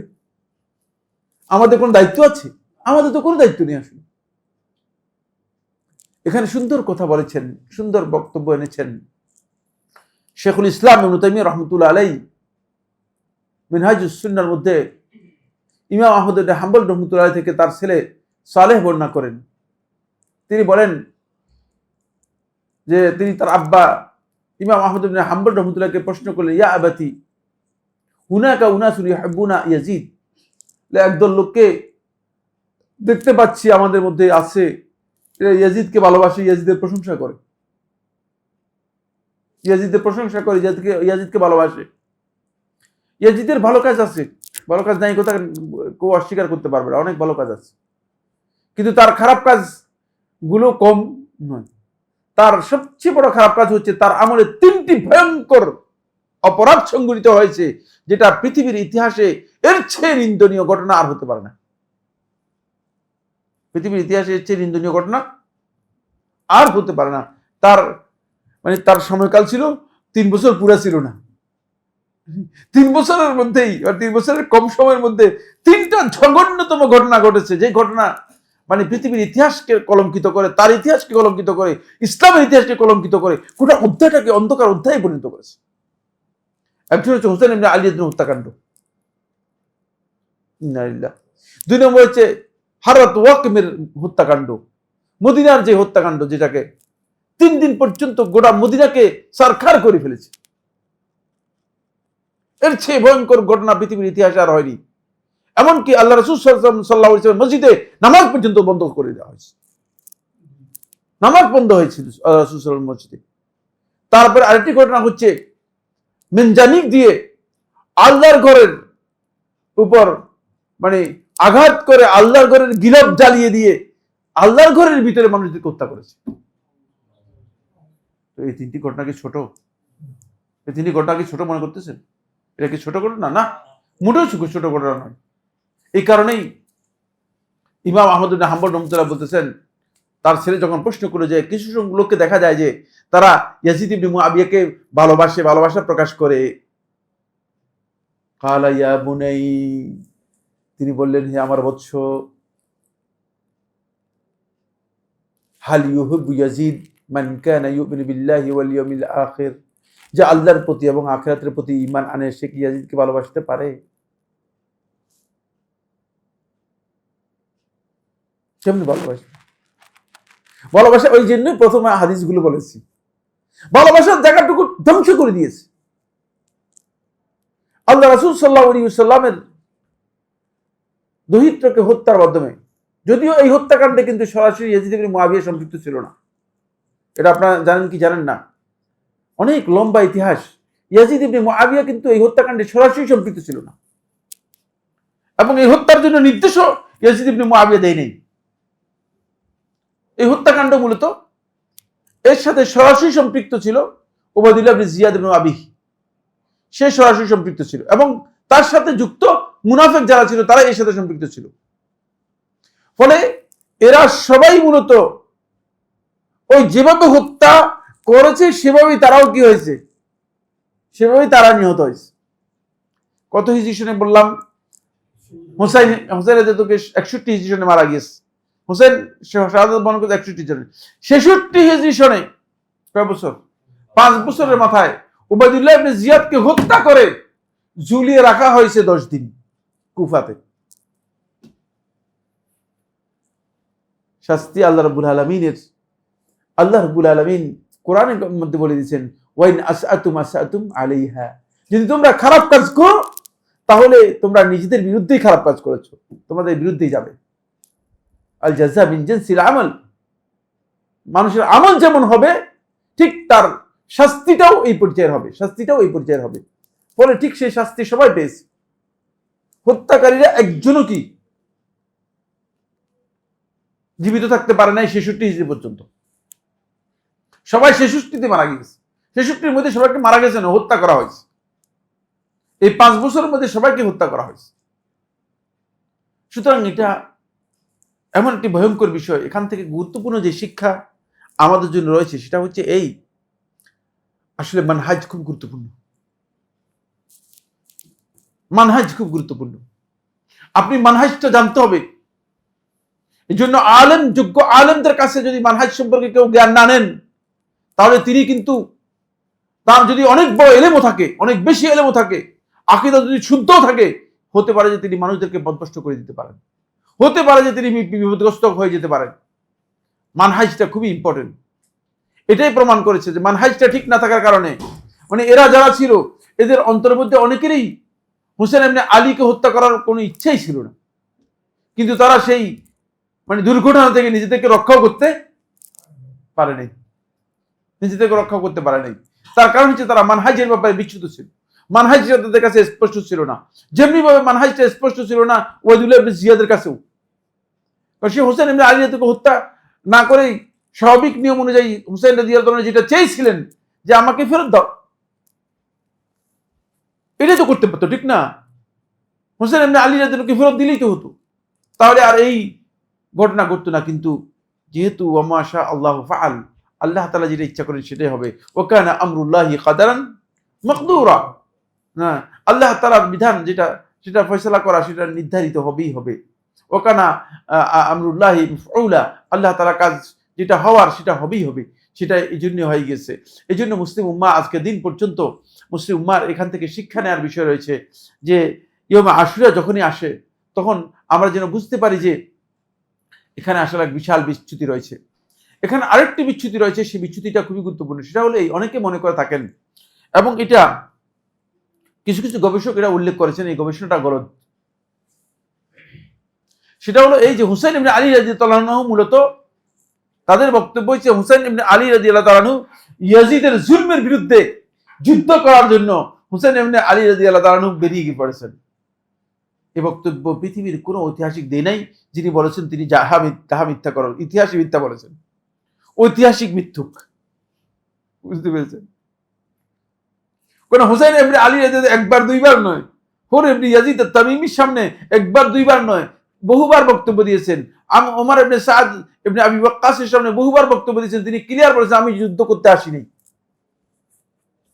আমি যুদ্ধ করতে আসিনি। আচ্ছা, যুদ্ধ করার জন্য 4 বছরের শিশু, 3 বছরের শিশু নিয়ে কেউ যায় নাকি? হ্যাঁ, প্রশ্নই তো আসে না। শিশুদেরকে নিয়ে গিয়েছেন, তার মধ্যে সবচেয়ে ছোট শিশু ছিলেন ইমাম জাইনুল আবদিন আলী ইবনে হুসাইন রাদিয়াল্লাহু তাআলা আনহু। তিনি ছিলেন সবচেয়ে ছোট মানুষ, 4 বছরের। তিনি খুবই অসুস্থ ছিলেন, যিনি পরবর্তীতে গোটা উম্মতের একমাত্র আলোকবর্তিকায় পরিণত হয়েছিলেন। মদিনাবাসী সবাই যাকে এক নামে, ইমাম জাইনুল আবদিন নামে যাকে চিনতেন, এত বিশাল সম্মান এবং মর্যাদা লাভ করেছিলেন। কিন্তু এত ছোট শিশু নিয়ে গিয়েছেন, মহিলাদেরকে নিয়ে গিয়েছেন এখানে যুদ্ধ করার, মহিলাদেরকে নিয়ে গিয়েছেন। এটা কি যুদ্ধের জায়গা? যুদ্ধের জন্য গিয়েছেন? না, যুদ্ধের জন্য তিনি যান নাই, তিনি যুদ্ধের জন্য যান নাই। সুতরাং কেউ একদল কথা বলেন যে হক এবং বাতিলের বিরুদ্ধে যুদ্ধ করার জন্য হুসেন ইবনে আলী রাদিয়াল্লাহু আনহু বাতিলের বিরুদ্ধে যুদ্ধ করতে গিয়েছেন। আসলে ব্যাপারটা এমন নয়, এটাও বক্তব্য শুদ্ধ নয়। এটা যদিও আমাদের সমাজের মধ্যে এই ব্যাপারে বিভিন্ন ধরনের বক্তব্য দেওয়া হয়ে থাকে। আল্লাহ তাআলা আমাদের সবাইকে হুসেন ইবনে আলী রাদিয়াল্লাহু আনহু শাহাদাতের বিষয়টি ছিল মূলত এটা একটা মাগমুর, অপরিষ্কার, অপরিচ্ছন্ন অথবা প্রচ্ছন্ন একটা বিষয়। এর পেছনে মূলত দুষ্কৃতিকারীদের হস্তক্ষেপ ছিল অনেক বেশি। আর এখানে হুসেন ইবনে আলী রাদিয়াল্লাহু তাআলার নিজস্ব ইজতিহাদও ছিল। সেই ইজতিহাদ হচ্ছে হুসেন রাদিয়াল্লাহু তাআলা আনহু চিঠির উপর নির্ভর করে যে বেরিয়ে গিয়েছিলেন, এই বেরিয়ে যাওয়াটা হুসেন ইবনে আলী রাদিয়াল্লাহু তাআলা আনহুর নিজস্ব সিদ্ধান্ত ছিল। এই সিদ্ধান্তের ব্যাপারে অন্যান্য সাহাবায়ে কেরাম যারা ছিলেন, এবং এমনকি আব্দুল্লাহ ইবনে জুবাইর রাদিয়াল্লাহু আনহু সহ মক্কার যারা ছিলেন দায়িত্বশীল, তারাও, মক্কার ওলি যিনি গভর্নর যিনি ছিলেন তিনি 3 মাইল 3 দিনের পথ অতিক্রম করে এসে হুসাইন রাদিয়াল্লাহু বাধা দিয়ে বলেছেন যে না, তুমি ফিরে যাও, আমরা তোমাকে যেতে দেব না, আমরা তোমাকে যেতে দেব না। কিন্তু তারপরে হুসাইন রাদিয়াল্লাহু আনহুর সিদ্ধান্ত ছিল, হুসাইন রাদিয়াল্লাহু আনহু সিদ্ধান্তে চলে গিয়েছেন। এখান থেকে বোঝা যায় যে মূলত মানে এটা শিক্ষণীয় একটা গুরুত্বপূর্ণ বিষয় যে ইজতিহাদের বিষয়ে যদি কোনো ব্যক্তিকে পরামর্শ দেওয়া হয়, বেশিরভাগ লোক যেখানে পরামর্শ দিবে এর মধ্যে বেশি বরকত রয়েছে। কারণ রাসূলুল্লাহ সাল্লাল্লাহু আলাইহি ওয়াসাল্লাম একটি বর্ণনার মধ্যে এসেছে, মা খাবা মান ইস্তাশারা, যে পরামর্শ নিল সে কোনোদিন ক্ষতিগ্রস্ত হবে না। আপনাকে লোকেরা পরামর্শ দিচ্ছে, আপনি যাবেন না, আপনি না যাওয়াটাই ভালো হতো। এটা হচ্ছে এখানে ইজতিহাদের ভুল। আর ওখানে বড় ভুল যেটা হয়েছে সেটা হচ্ছে এই, তারা মূলত দুষ্কৃতিকারীদের মানে মুখোমুখি হয়ে গিয়েছে, যারা অন্যায়ভাবে মানে চেয়েছিল যে এখানে একটা হত্যাকাণ্ড সংঘটিত হয়ে যাক, একটা হত্যাকাণ্ড সংঘটিত হয়ে যাক। আর এই হত্যাকাণ্ড সংঘটিত হওয়ার কারণে আজকের দিন পর্যন্ত আপনারা জানেন যে রাফেজি সম্প্রদায় মানে ইসলামের সাথে তাদের দুশ্মনী শুরু হয়ে গেছে। ইসলামের সাথে এই জন্য বলেছি যে সাহাবায়ে কেরামদের সাথে দুশ্মনী করাই মানে কি? ইসলামের সাথে দুশ্মনী করা। অথচ একজন সাহাবী কিন্তু এই হত্যাকাণ্ডের সাথে কি নন, যুক্ত তো দূরের কথা, মানে ওই হত্যাকাণ্ডের কাছেও যান নাই, এই হত্যাকাণ্ডের কাছেও যান নাই। তাহলে তারা কি কারণে আল্লাহ রাসূল সাল্লাল্লাহু আলাইহি ওয়াসাল্লাম সাহাবায়ে কেরামদেরকে মানে গালিগালাজ করবে? তাদের এই কাজটাও মোটেও শুদ্ধ নয়।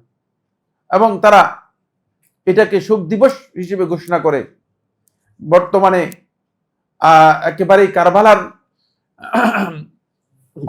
গতকালের মানে কারবালার দৃশ্য দেখলে আপনারা বুঝতে পারতেন যে মানে নারী পুরুষ নির্বিশেষে মানে এরা যে মুসলিম, মানে আল্লাহ রাসূল সাল্লাল্লাহু আলাইহি ওয়াসাল্লাম দেখলে স্বীকার করতেন না, আমার বিশ্বাস। মানে মুসলিম এটা আল্লাহ রাসূল সাল্লাল্লাহু আলাইহি ওয়াসাল্লাম দেখতেন, স্বীকার করতেন না। আর আমিও এদেরকে মুসলিম স্বীকার করতে রাজি নই। আপনার করলে আমার কোনো আপত্তি নেই। এদের যেই আচরণ, এরা মনে করেছে যে এখানে গিয়ে সিজদা করা, এখানে গিয়ে কান্নাকাটি করা, এখানে গিয়ে রোনাজারি করা, বিলাপ করা, এটাই হচ্ছে একমাত্র দিন। নিজের বুক চাপড়ানো, মহিলারা বুক চাপড়াচ্ছে, মহিলারা কি ধরনের কাজ করতেছে, ইন্না লিল্লাহি ওয়া ইন্না ইলাইহি রাজিউন। এগুলো যদি আপনারা দেখেন তাহলে আপনারা মানে বলবেন যা এগুলো অমুসলিমরা দেখলে কি মনে করবে বলেন তো? এগুলো দেখলে অমুসলিমরা কি মনে করবে যে আসলে ইসলাম দিন? ইসলামের মধ্যে আর হিন্দু ধর্মের মধ্যে কোনো পার্থক্য আছে? না। এই কারণেই তাদের ইমাম মারা গিয়েছে, তাদের ইমাম মারা গিয়েছে আজকে 2 মাস 6 দিন না 7 দিন হয়ে গিয়েছে, এখনো তারা দাফন করে নেই। এটা কি করবে? শুটকি বানায় খাবে? আবার দাফনের একটা তারিখ দিয়েছে, দাফনের তারিখ দিয়ে ইমামকে বললেন না, দাফন করার জন্য দোয়া করার জন্য মানে দাওয়াত দিয়েছে মুদিকে। চিন্তা করছেন কি দোয়া করবে এই বেচারা? এই বেচারা কি দোয়া করবে এখানে? এবারে তো শুধুমাত্র সিরাম ছাড়া আর কোন দোয়াই জানে না। তাহলে এখান থেকে বোঝা যাচ্ছে যে মানে কত ভয়ঙ্কর এর জন্য জার্মান চ্যান্সেলর, তারপরে মানে যাদেরকে এর জন্য দাওয়াত দিয়েছে এরা কেউ মুসলিম না।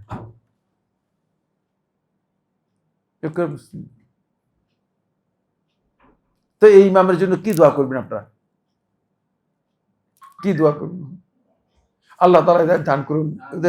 এদের যদি আল্লাহ রাব্বুল আলামিন হিদায়াত দান করে তাহলে ভালো হতো, কিন্তু মুসলিম উম্মাহ দুর্ভাগ্য, এই হিদায়াত আল্লাহ রাব্বুল আলামিন না দিলে তো কোনো কিছু করার নেই।